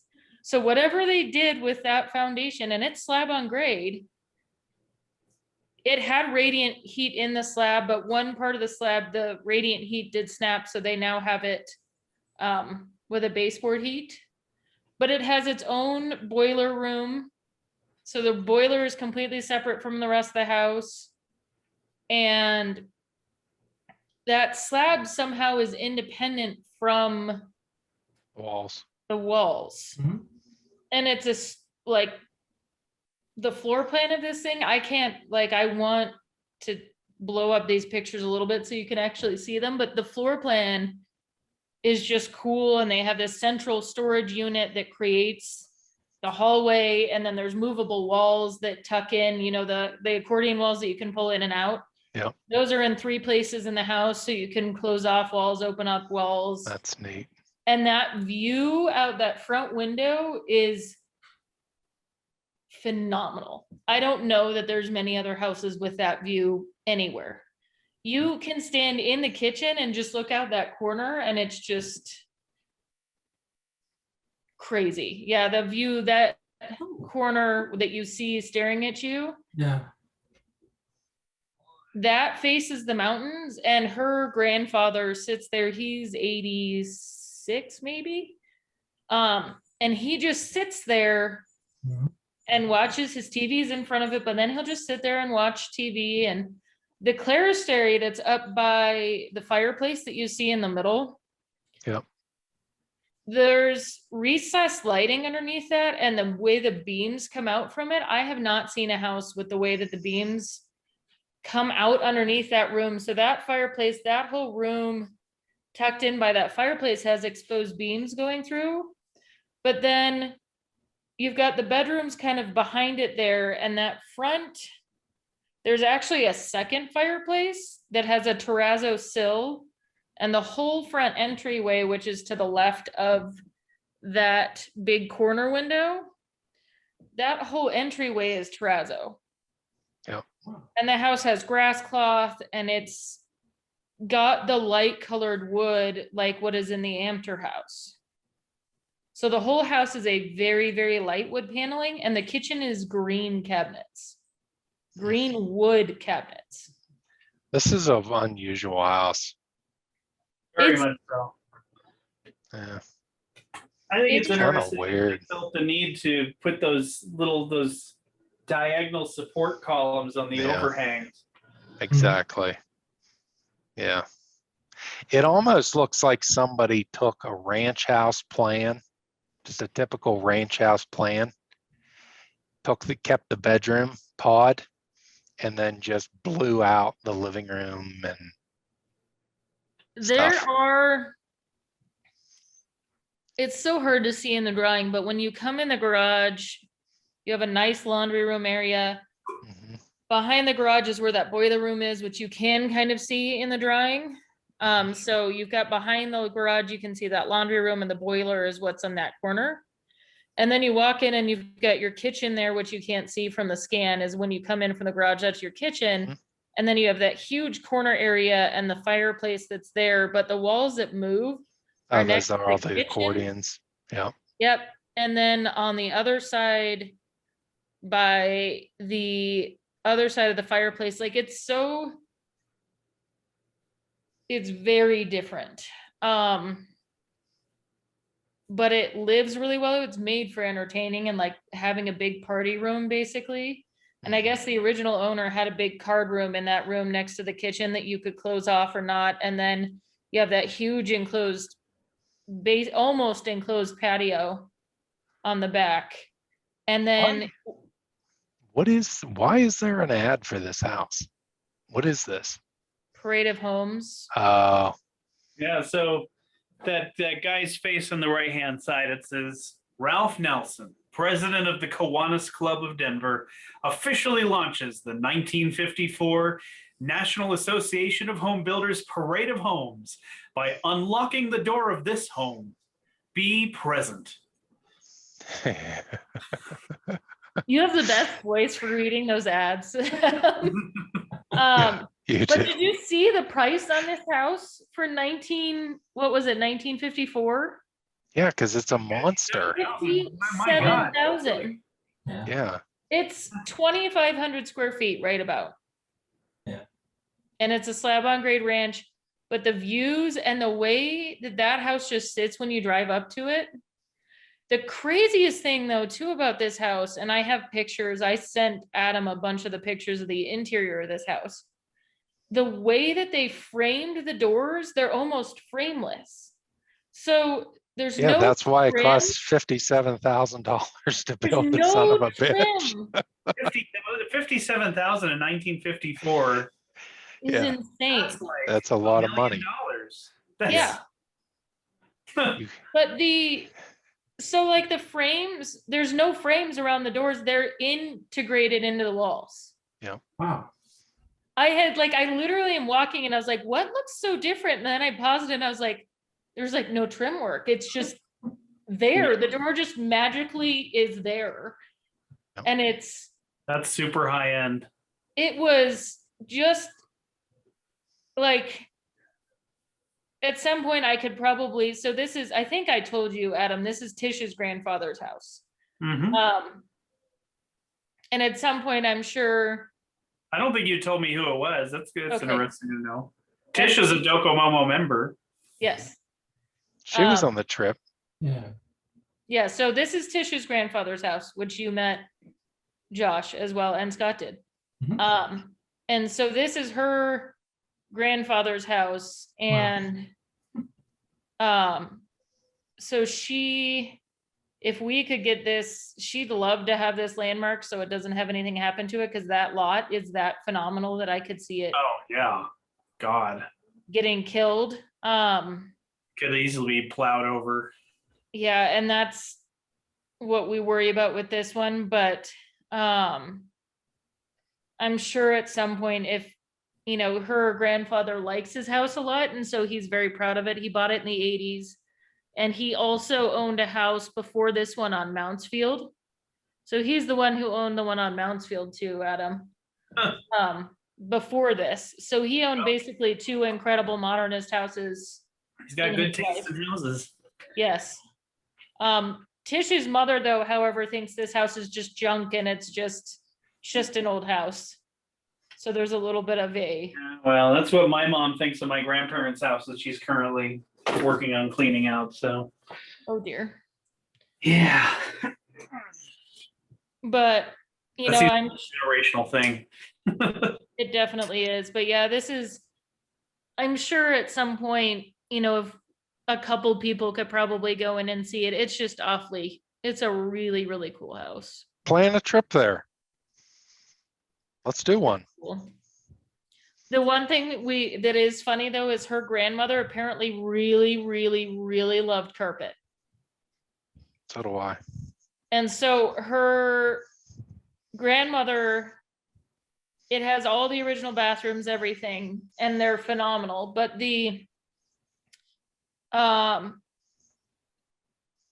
there's carpet everywhere. So there's like covered up terrazzo, we're pretty sure, in a few spots, but he loved her grandmother so much that he wouldn't pull the carpet up. So that would be like one of the first things that if anybody else got the house, that would probably be all the old carpet would get ripped up, but it's cool. But he did have he finally got the roof leaks fixed, but there was a couple roof leaks where that clerestory meets. There was some issues right where those windows hit. So there was a little bit of it, not bad water damage. I mean, I've seen 10 million times worse, but definitely a little bit of water damage on one wall.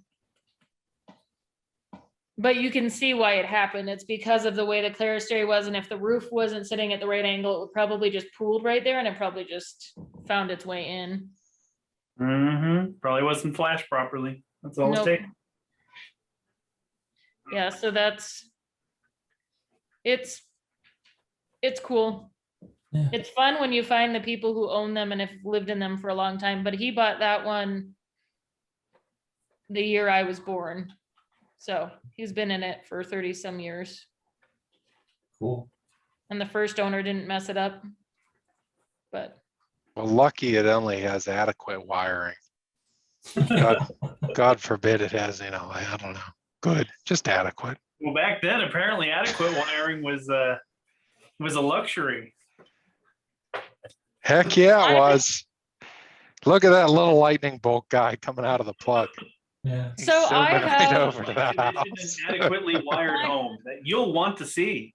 In it, you'll find wiring that is safe, convenient, adequate to take care of all the needs of today and tomorrow. Drive out some evening and see what light conditioning really means. Here you'll find the latest in lamps and lighting fixtures and get the latest recipes for lighting your home. You're in for a pleasant surprise when you visit this model home. it's I just so love good. copies from that period. I just can't get enough. The Sparky, I have 2 pins of him because my grandfather, my mom's father, sold insurance, and that company, the electric company, gave it to him. So I have 2 pins, and I always threatened that I'm going to make earrings out of them. I have a set of them that were my grandfather's, and I just haven't figured out how I would make it. But yeah, it's Adequate. Here's another one for you, Josh. Adequate. adequate hot water. We'll make it really modern. Oh, that's great. That is great. That's funny. A house might have been finished only yesterday and yet be out of date in real comfort and convenience.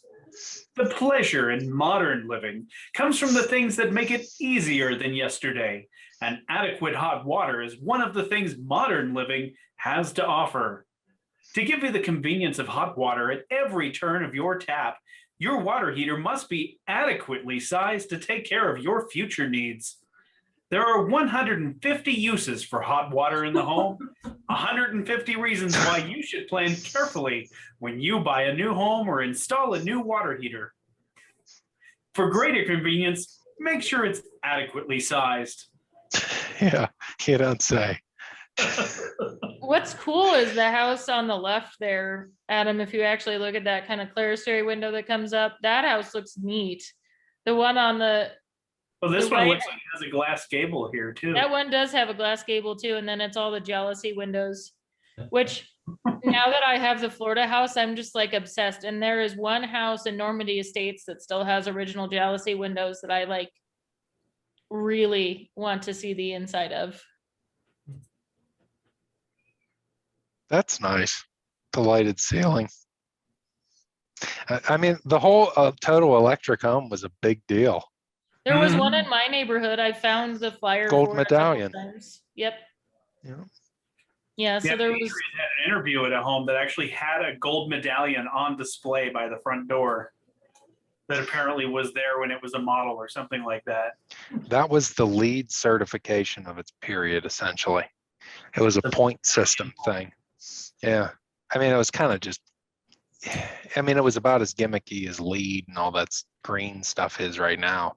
Mhm. Yeah. But the gold medallion stuff, I mean, was legitimate. It actually did. It was real. And the Wellshire was actually a gold medallion building. Oh, nice. That's interesting. Did it have adequate wiring? Yeah, it actually really does. It even has floor outlets in front of all the glass. Oh, nice. Yeah, it really does. It's all it's all electric stuff all over the place. That's a Now, nice this is little- another interesting campaign I came across. It was called the Movie Dream Home. And it was this promotion where they actually gave away a house to people watching movies. Really? So the idea Wow. is you'd like watch the movie and you would take a survey and then you'd be entered for a drawing to win this house. Isn't that that the was- Greenhouse Acres house? It is the one up in Adams County. Okay. Yeah, because I see the patio port. Yeah. It was before they were calling it Dream House. It was Great Western Construction Company at that time.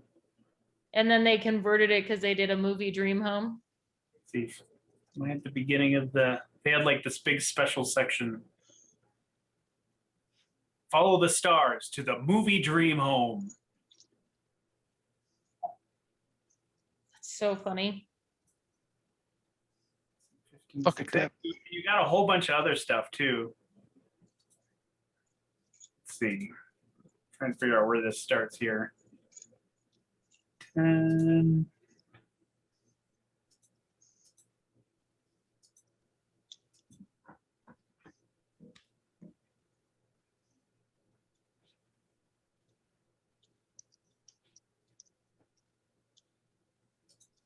So you won the house, and then I think you won a bunch of furniture from American Furniture Company, furniture and appliances.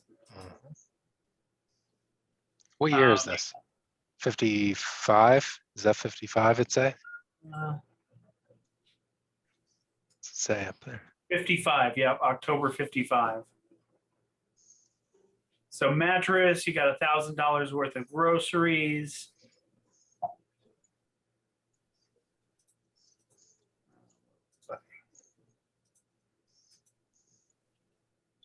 And then these are the movies that you had to watch and then take the survey. So you had to Me watch a few. They weren't gonna let you get away easy. Yeah, I mean, guessing the more movies you watch, the more entries you got. I want to watch The Littlest Outlaw. I bet that film was fantastic.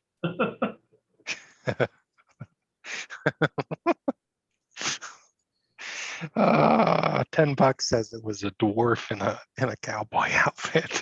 Probably.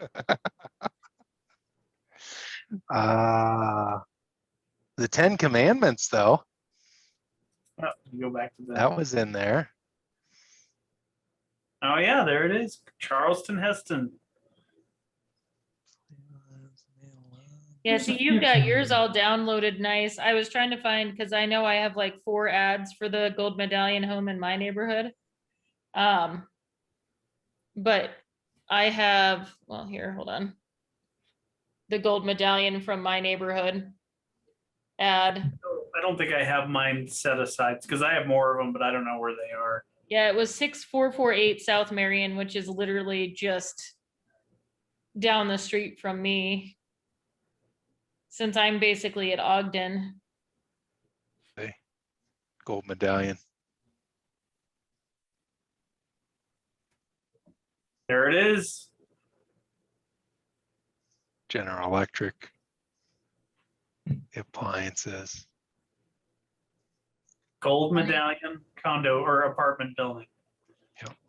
Nice. That was a big deal. Yeah, there was another one apparently right down the street from me here too. 6679 South Lafayette was also a gold medallion. And so was 4451 Sumac in Beaumar. Do you ever come across much Rieger construction? Rieger. How's that spelled? Rieger. I think I came across that name once or twice, but where I came across it, I wish I could tell you. I don't have it listed in my database here. That's the Wellshire Arms Oh, okay. developer, and owner. But that was his construction. He did single family homes, but I think they were all traditional. He might have done it under a different brand too, so it's hard to. You know, I think though, what I remember running into his name, I remember when I was trying to dig in all the plat maps around me. His name might have been on one of them that was on the plat maps. Probably.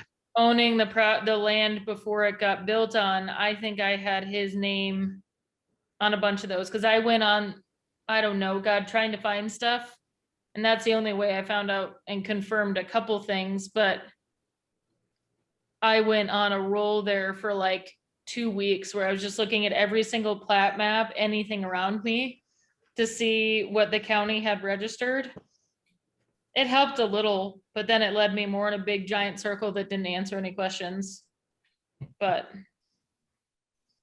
I think I saw his name. Yeah, here's my plat map adventures. Like I have screenshots of them.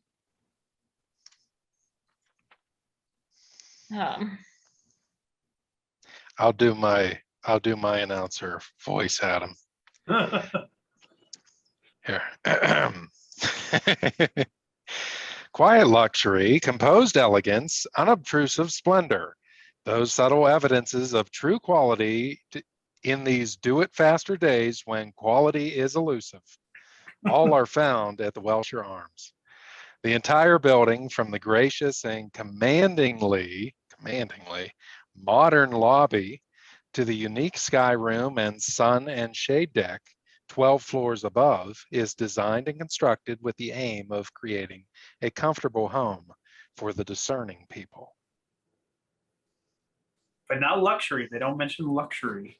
No, these are No just luxury. discerning. I mean, But if they you call wanted the to go- building quiet luxury. Quiet luxury, Quiet composed luxury? elegance. Okay. That's interesting. Okay. It sounds like it's a car ad actually with the quiet luxury and composed elegance. Sounds like it could be a Cadillac Of ad. This one's just funny because I'm scrolling through to try and find it. It says Applewood Mesa's outer space party. Oh, I bet that was fantastic. Oh yeah. the funny things I found, because I definitely found some things. Oh, yep, more of my gold medallion homes. This is one of my favorite builder names. Jorgensen, Jorgensen, the builder. Jorgensen the Builder. And then the house is in a picture frame. What a weird ad, but it's also kind of phenomenal. The house looks cool. Wood home is unique and combines the most recent features and superior modern construction. View them yourself and you'll realize their quality. By Jorgensen the Builder. Would it be Jorgensen or Jorgensen is the question. Well, hard Which to way would he say. have pronounced it? Depends on if the guy had a German accent or not. Um,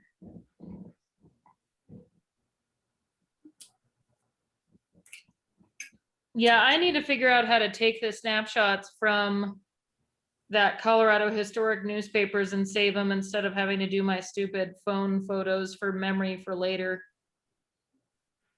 Yeah, once you have thousands and thousands, you have to have some kind of system. I'm still working on mine, but I've gotten pretty good at getting it organized. Far better than me. I end up with really long file names.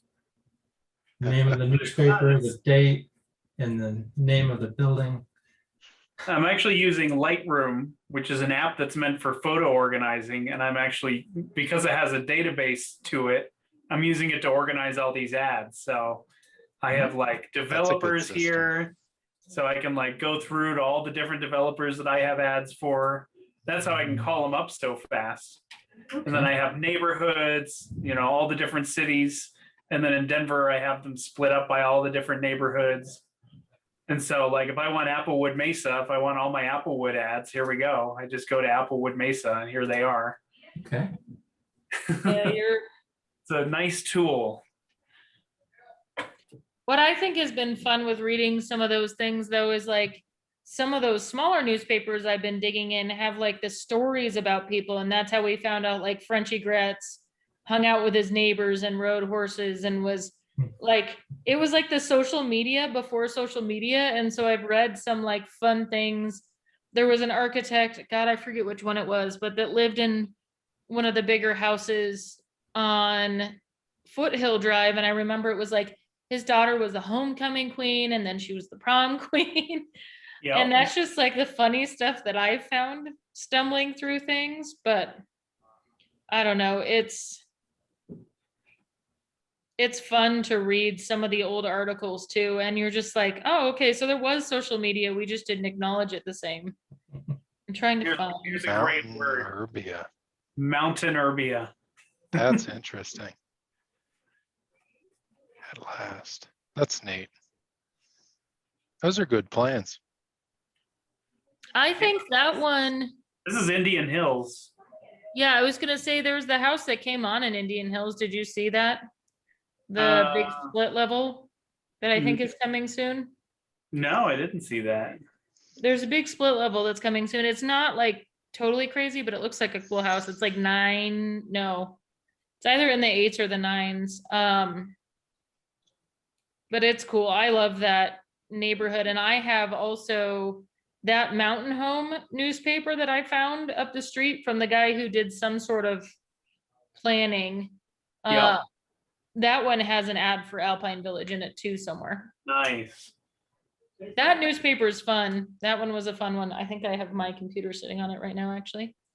But Mountain Urbia.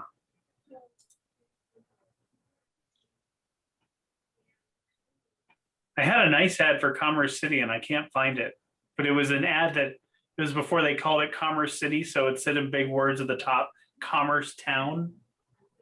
oh, that's funny. But Really? I have lots of neighborhood ads for Commerce City.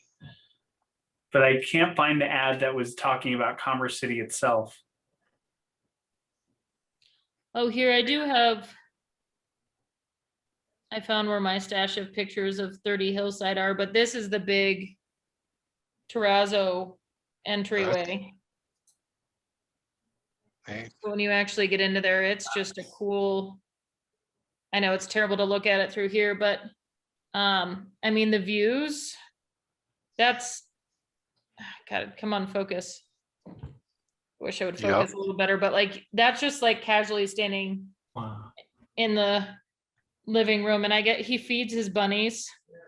So there's outdoor bunnies and he gives them carrots, but I mean, it's just like, that's your view out the window. No trying, you're on a flat surface too. So imagine if someone got a hold of that and they busted out a second story, you can Yeah. imagine what would Paramount happen. Heights has some of the best views in town. Then the wallpaper is a grass cloth and it is phenomenal. But that's all grass cloth. I know it's hard to see because my camera is trying to figure it out. Nice. It's the kitchen though, the green kitchen is like, it took me a second to warm up to it. How they have the roof vented is super interesting. There's the planter next to the front door.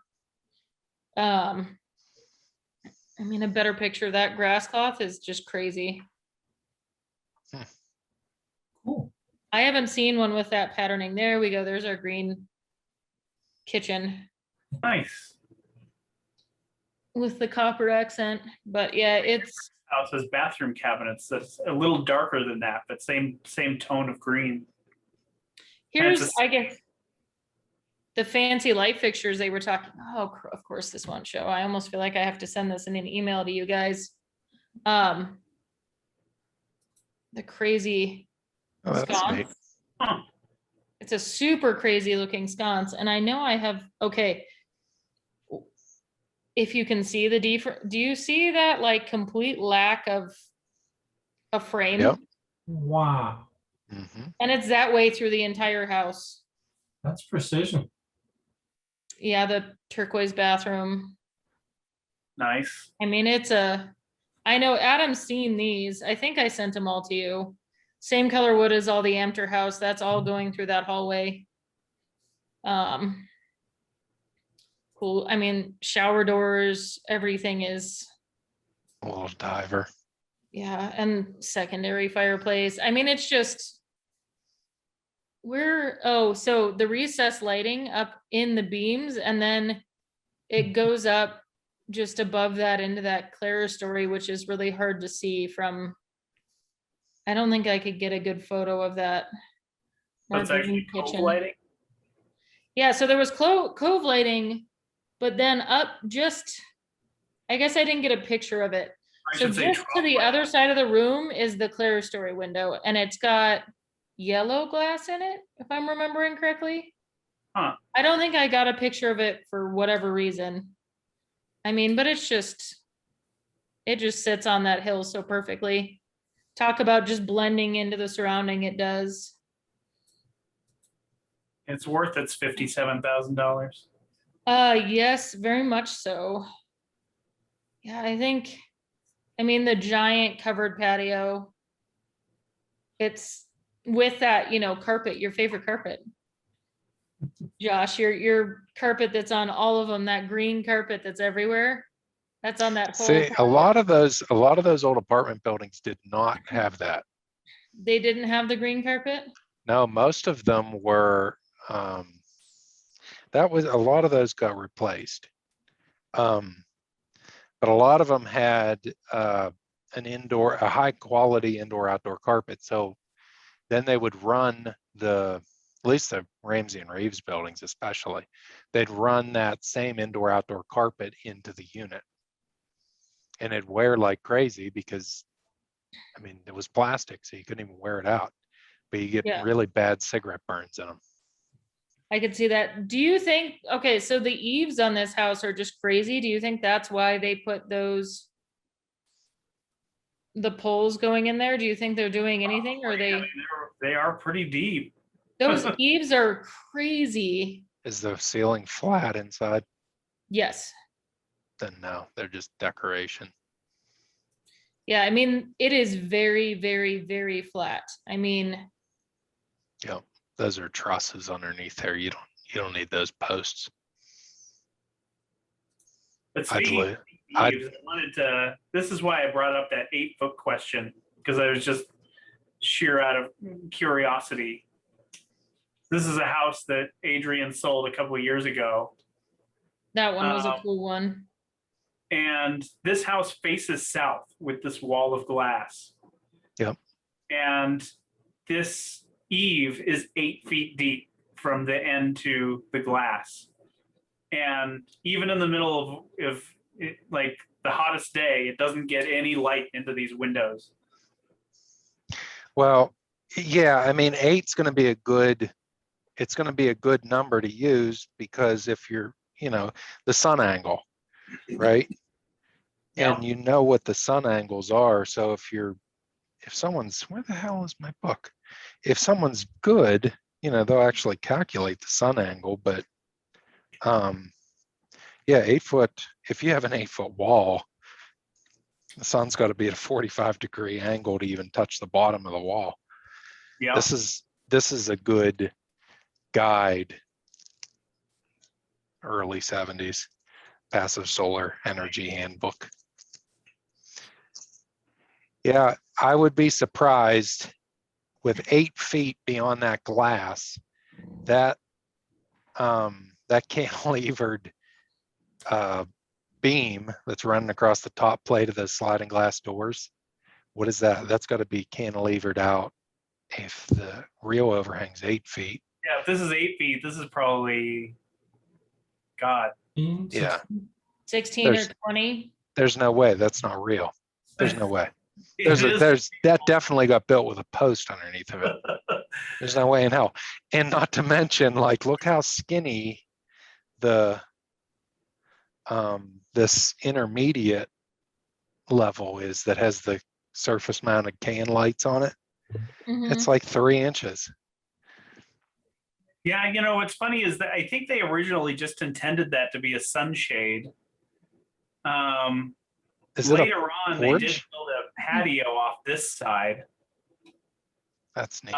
But there's no walkway here or anything on the front of the house. So it really was just meant as a sunshade. And I'm trying to remember if it's even still there now. I don't think it is. I think it's now just a pergola. It's an open pergola now. Is there a column coming down at that corner where that beam sticks out? I have a I wanna photo say there's somewhere. not, but What here's the was he? secret. This is the Oh. beam detail. So it's not Oh, wood. it's steel.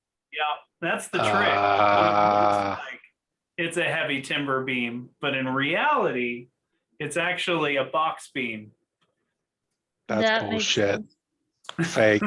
That's Fake. sneaky. Yeah. Yeah, very You know, sneaky. you know what it Who was the probably architect was? on that one, Adam? It was actually an interior designer named H. Albert Phibbs. There you go. It was an interior designer that didn't know structures, drew that concept that the roof's just floating, Yep. and then they had to put steel in it. Yep. So Yeah. H. Albert Phibbs, he designed the house, and then Carey Construction built the house. So Lou Carey, Holiday Homes. Hmm. It's still elegant. Well, because I could look up, you have the photos from that one, don't you? Oh yeah, I took the photos of that one. Well, that's what I was gonna say. You'd know what's out there now because you took the photos But, for it. yeah, I mean, I could look for the photos, but I'm pretty sure there's no post in that corner. What was the address? Not if for it that one has again? steel. Do you remember the address? I don't remember offhand. Something 68th. I know, but that's not helpful. It's near the one that got the other one that had the story kind of like the Amter house. It's very near that one that got gutted that I That's not on the almost had drawing. people buy. There's a cool house in a hill that my clients almost bought to flip, but then someone else bought it, gutted it, stopped and put it back on the market. Now the realtor owns it. It's near that one. Did you notice in those drawings just how the difference between Mr. Gass's construction documents and those? Yeah, yeah. The detailing is not the same. Even just the draftings. Here we go. 8603 West 68th. Yeah, because I can.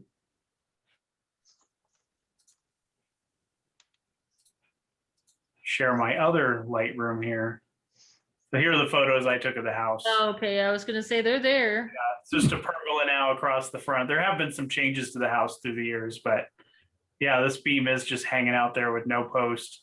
Wow. That house was, I could sell that one 3 times right now. If something like that could just come on the market again, it'd be great. Yeah, it's a pretty amazing house. Oh, that's the front door. Wow, Yeah, that's dramatic. the view is incredible. I don't know if I have a good shot of the view here. Now, There's some of What? the view here. the little box one across the street looks really neat too. There's some really cool houses buried in that hill if you haven't been up there. I think that Yeah, one's, I have any more good shots of the box one. I took one late evening shot out the windows. Where's that one? Is it not in this group? Maybe it's not. I don't see it. God, you realize that's almost 3 years ago now that Adrian sold that? I didn't Yeah, even realize A that. long time ago now. Oh, that's sharp. Ooh, Bless you. thank you. Oh, wow. See, I saw that in her in that interior elevation. It's like it didn't even have the stone drawn on it. I didn't Nope. know that was stone. Alan would have drawn the stone. Yeah. Yeah, that one's in Panorama Ridge. There's some of the view there. But you can see the view is just incredible because it really is up on this ridge. And you can just see everything. Really? The lighting in the living room is floodlights? Yeah, I don't know if that's original. Obviously, you have a box beam that you can wire through. So Yeah, yeah. I have really had to enhance it because this is becoming the thing now every summer, where Yeah. there was a lot of smoke in the air. So I had to really like push the photograph to see what the view was because there was so much smoke and haze. That's a neat house. Yeah, I have one thinking about listing that has incredible views and it's just a blob right And what's now. wild is like this is the backyard. That's it's beautiful. Like departure. It's very just quiet and serene and Yeah. And then there's also on this side, there's this cascading waterfall down into a pond, and That's neat. it's a really neat house. So there's what was shown in that drawing as a bridge is now an actual like patio.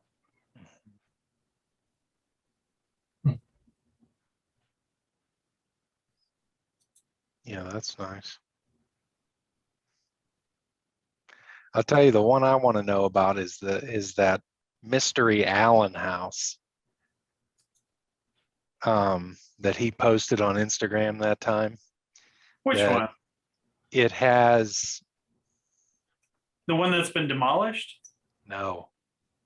It's a split. I think it's a split. Oh, I know which one. And it has a parabolic roof because there's have a no it idea goes where that up and then there's a gable. It's I have neat. no idea where that house is. I know which one you're talking about. Now I'm trying to scroll through his to see which one you're talking about. Yeah, that is the one that I have not been able to figure out. What does his post on it say? Is it one of his? Yeah. It is, yeah. Have you asked him about it? I have not. I should. Send him, like, literally, he saw my post about the Zavislon house and he then proceeded to send me that whole thing of photos and was like super happy to share. So I would literally just send him an email because I just posted about the house and then I posted in my story the view of the backyard and he's like, oh, do you want to see more photos of this house?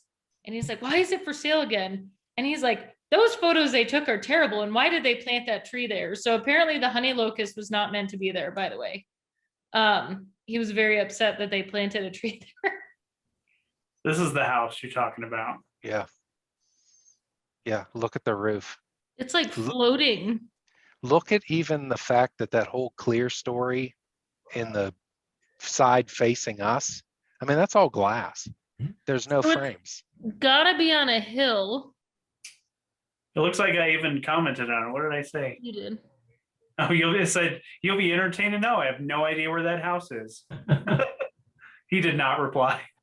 Why don't you just send him,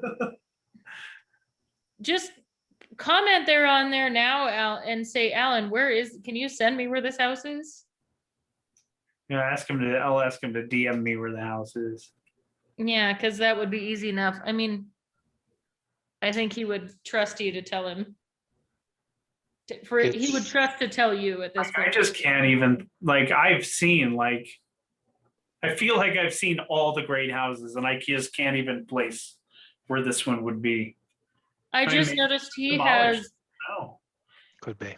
Oh, no, he It's says still it's there. still there. He says in the Yeah. caption, it's still there. it's funny, he posted the Sternberg, the Miller Law Building. He has a photo of that building I didn't notice on his Instagram. I may need to go on Instagram. Yeah. Oh, Instagram's great. I don't even go on Facebook anymore. I just do Instagram. Yeah, I mostly ignore Facebook. I'm on there a little bit to see goings ons, but I just love that. Oh, there it is. I found it. I just love that Sternberg building. I cannot get enough of it now. I see it every time I go down Littleton Boulevard and I love that big concrete building. It's only good. half of it. It's only Is it a- half. Courthouse office building. Yeah. No, it's the Miller Law Building, Miller the Law. big brutalist building. Oh, okay. Oh, that one. Yeah. Yeah, that's a good building. I shot a bunch of pictures of that one recently for HLI. Yeah, that came out. Your photos came out nicely of that one. Oh, did the Knowles? I thought you guys said the Knowles residence was still there. Did that house get torn down? The Knowles residence.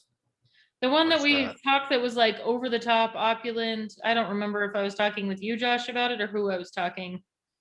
That had a bunch of terrazzo and the atrium. It's on his. Oh, yeah, it's gone. It tore. Is it Oh, just no, in it's, memory? is it torn down or it might just be really, really screwed up? I Maybe. think it's torn down though. He pretty says sure. in memory of the Knowles residence, Polo Club Drive. Yeah. My guess is if it's on Polo Club Drive, it faces a potential. If it hasn't been torn down, it likely will. Yeah, see, he has it in memory. Oh, It says on there. In memory on it, but Yeah. who is that? The new? This is from a few weeks ago now. Oh, so you didn't, so when we go down there, you haven't seen it with the trees in. Nope, they had the trees all stacked up right here. This is where the pile of trees were. So they did not have the trees in yet. I mean, they had these in, but not the honey locusts. Did you They were match, Big pile on the corner. did you match that with the Dan Kiley photo? I did not. I think that is the spot. Right, it could be. I think it is. How do They I look get really into this? nice with the pools painted black, like he was saying, and then I know they did a few other modifications, but not much. Yeah, it's supposed to have had black. And there's the chapel. yeah. I'll be Yep, it is damned, just Adam. a- That is the Dan Kiley picture you took. So was Is- Dwayne showing you around, Adam? I was out there with DAF because we're looking at doing the Air Force Academy for Doors Open Denver. So Oh. we were out there to walk and talk about that. But of course, I used this as an opportunity to take a million pictures. So Of course. I haven't processed them yet. As you can see, I have all my HDR brackets here. Yeah, Dwayne's quite a guy. Oh yeah. He gave me a private, about a 2.5 to 3 hour tour of the whole academic area. Awesome. That was just based on a mutual connection at work. who said, It hey, was a great tour. can you show this guy around? And he said, sure. We got to go to the top of the chapel while it had all the scaffolding in it, and that's mind blowing. Wow. We climbed, it was hot as hell. I will preface Wow. that. We were all sweating because it was definitely hot outside and there was no, I mean, heat rises, so it was like baking in there, but because they had all the scaffolding in there, we got to climb to the top, and what a crazy experience to be able to say you touched the inside of that chapel Oh, in the jealous. scaffolding. It was definitely, oh yeah, there we go. So we got to, let's see. So like, here's like at the very top Wow. where all the cassettes come together. Yeah. There's That's me. Josh. Yep.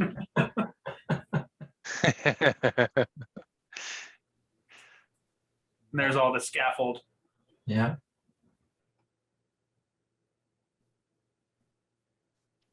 Very cool experience there.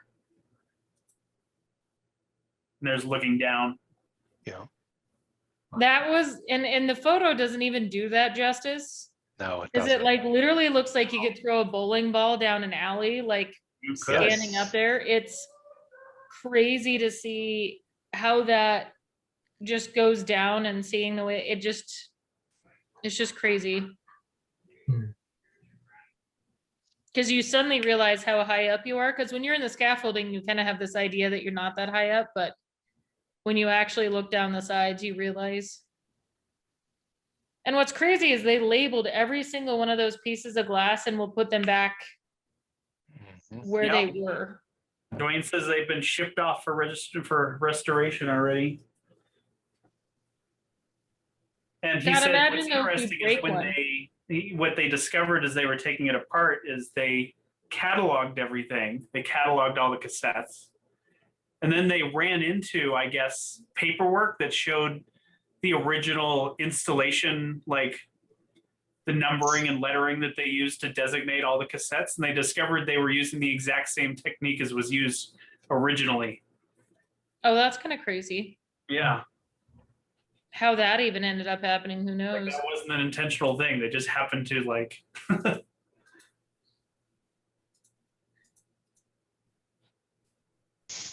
I like that picture.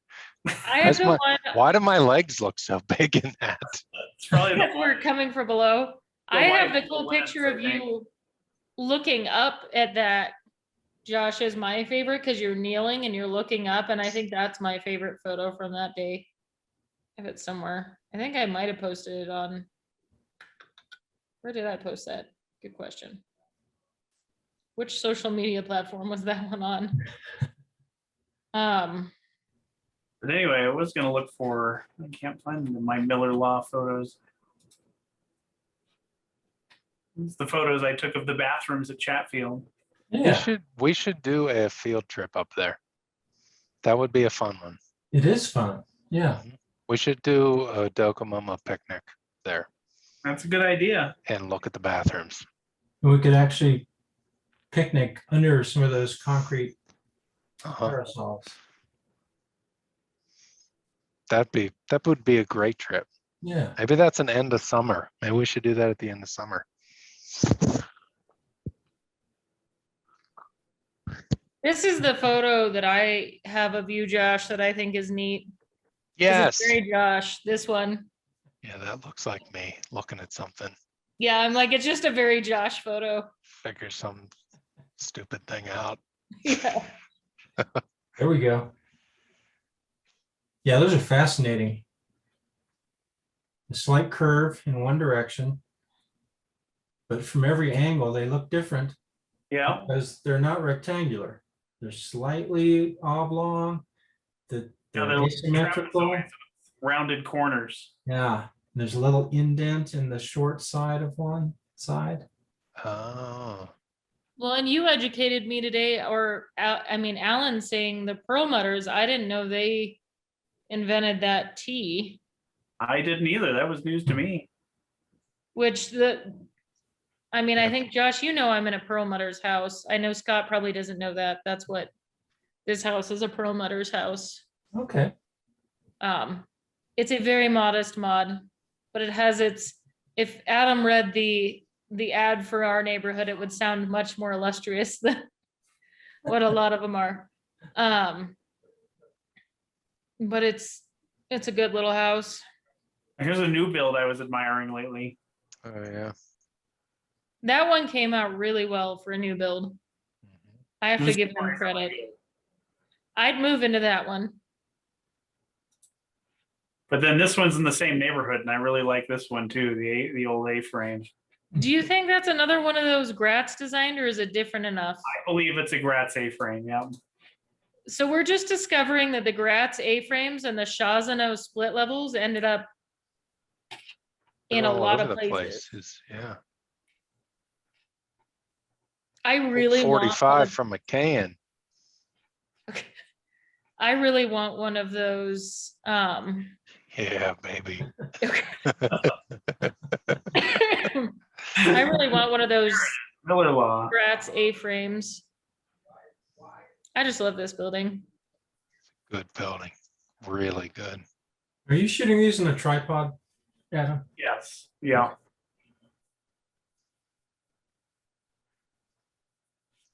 Yeah, this building's gorgeous. What's cool about that building too is because of the concrete, the more times you pass it, and you can just even see it in some of your photos, just the way the sun hits it, it changes the color of it so dramatically. Yep. And this is the backside that most people don't see, but it's just as good. That staircase is great. And it reminds me of those staircases that we talked about, you know, over by Cheesman, Josh, where you have that open staircase to expose. Yep. It's that same kind of feel. Yep. Which would make sense because this is a Sternberg, and if you said, what was it, Roland Wilson studied underneath him, right? Yeah, Roland did. So that would make sense as to where he took that idea from, and that Sternberg would still use it here. Yeah, I mean, just the deck so easily could have just been a concrete box, but the experience of going up that fire stair would have sucked.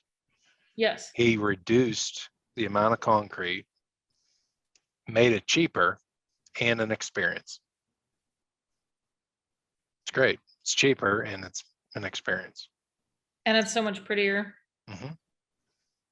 Yeah, I could even do a wood rail in there and it'd last forever because water never touches it. Yeah. No, I mean, that building, you could probably do almost nothing to it for the next another 60 years, and it doesn't have the need for maintenance. I mean, it obviously has maintenance, but not like a sided building, and not like our modern crap with the siding that drives me crazy. Yeah, it's a beautiful building. And that entrance is just great when you walk up to it, and even the shape of how he walks you into that building.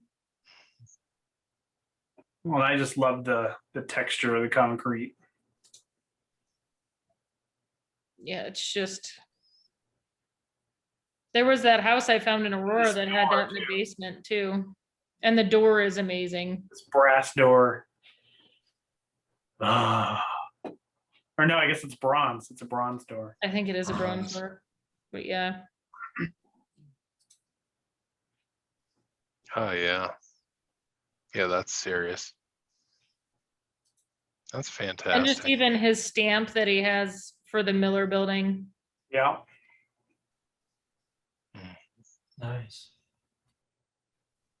Yeah, Scott, if you haven't walked down Littleton Boulevard, if you've only ever driven down Littleton Boulevard, go for a walk. You won't be disappointed. There's so I don't much. think I've ever got out of the I've gotten out of the car, but I never walked that. Oh, no, I did. Yes, I definitely did. I 100% did. From going from the damn train station to walking to a Chevy dealership. I think I walked it 4 times.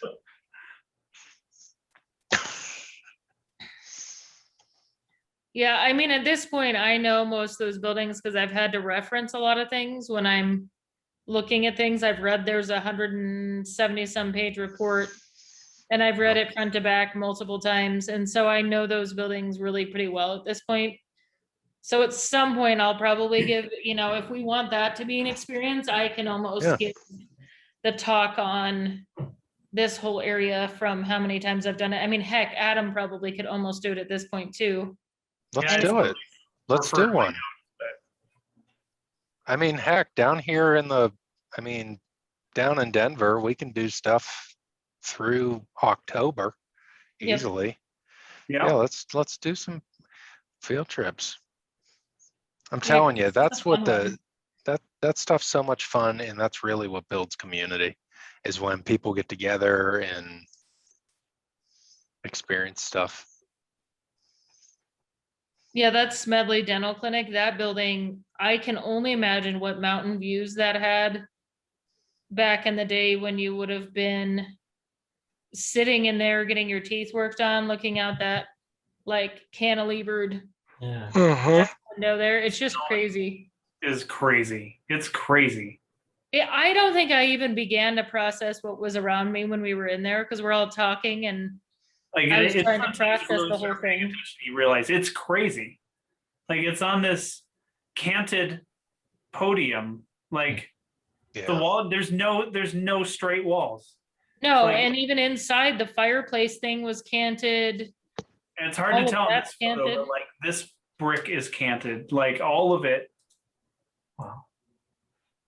It's crazy. So then you have this that's canted, but then you have the brickwork that's canted in the opposite direction. And it's such a subtle cant that you don't notice it until you really start paying attention. And then you're Well- like, what the heck is going on here? This building's nuts. This Well, and then you building's have the crazy. vents. And then you can even vents see that ran in the back, fireplace too. here in the middle. And there's this subtle cant of that as well. Like it's just, there's just so much going on. It's so much more complex than you realize when you Yeah. walk up to it. Like it is Yeah. a masterpiece.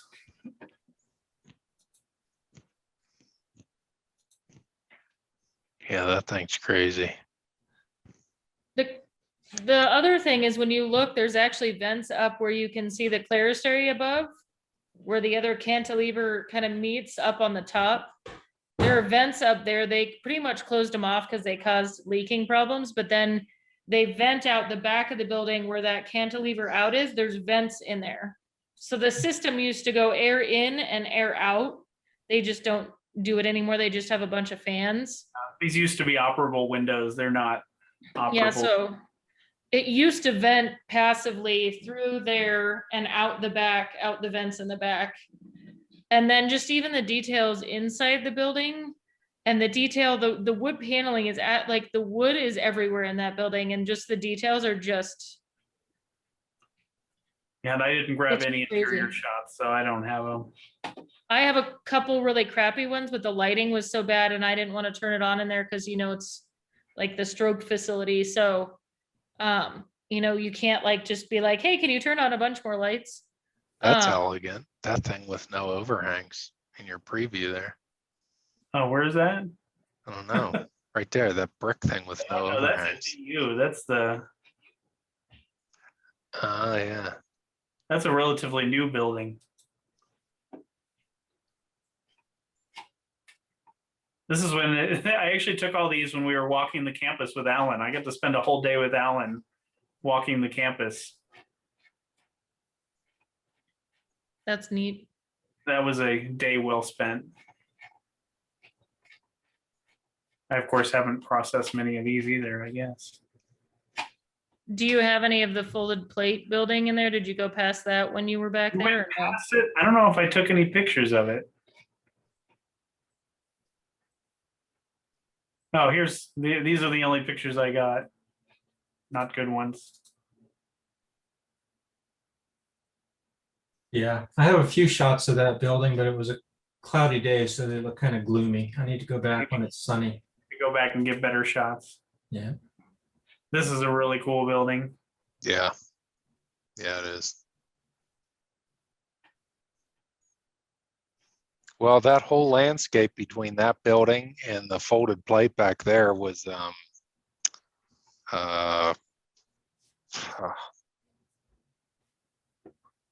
what's his face? Garrett Ekbo. Oh, really? The only part that's left is the fountain. And for the most part, that's kind of an undiscovered masterwork, Huh. but it is Ekbo's work. You know, I think these buildings are Perkins and Will, if I recall.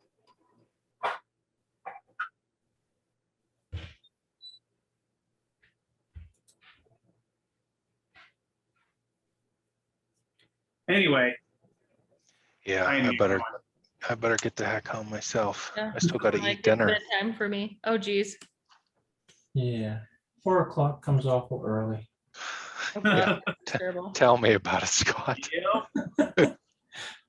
All right, folks. Hey, All right, guys. night, See ya. y'all. Later. Talk to you later.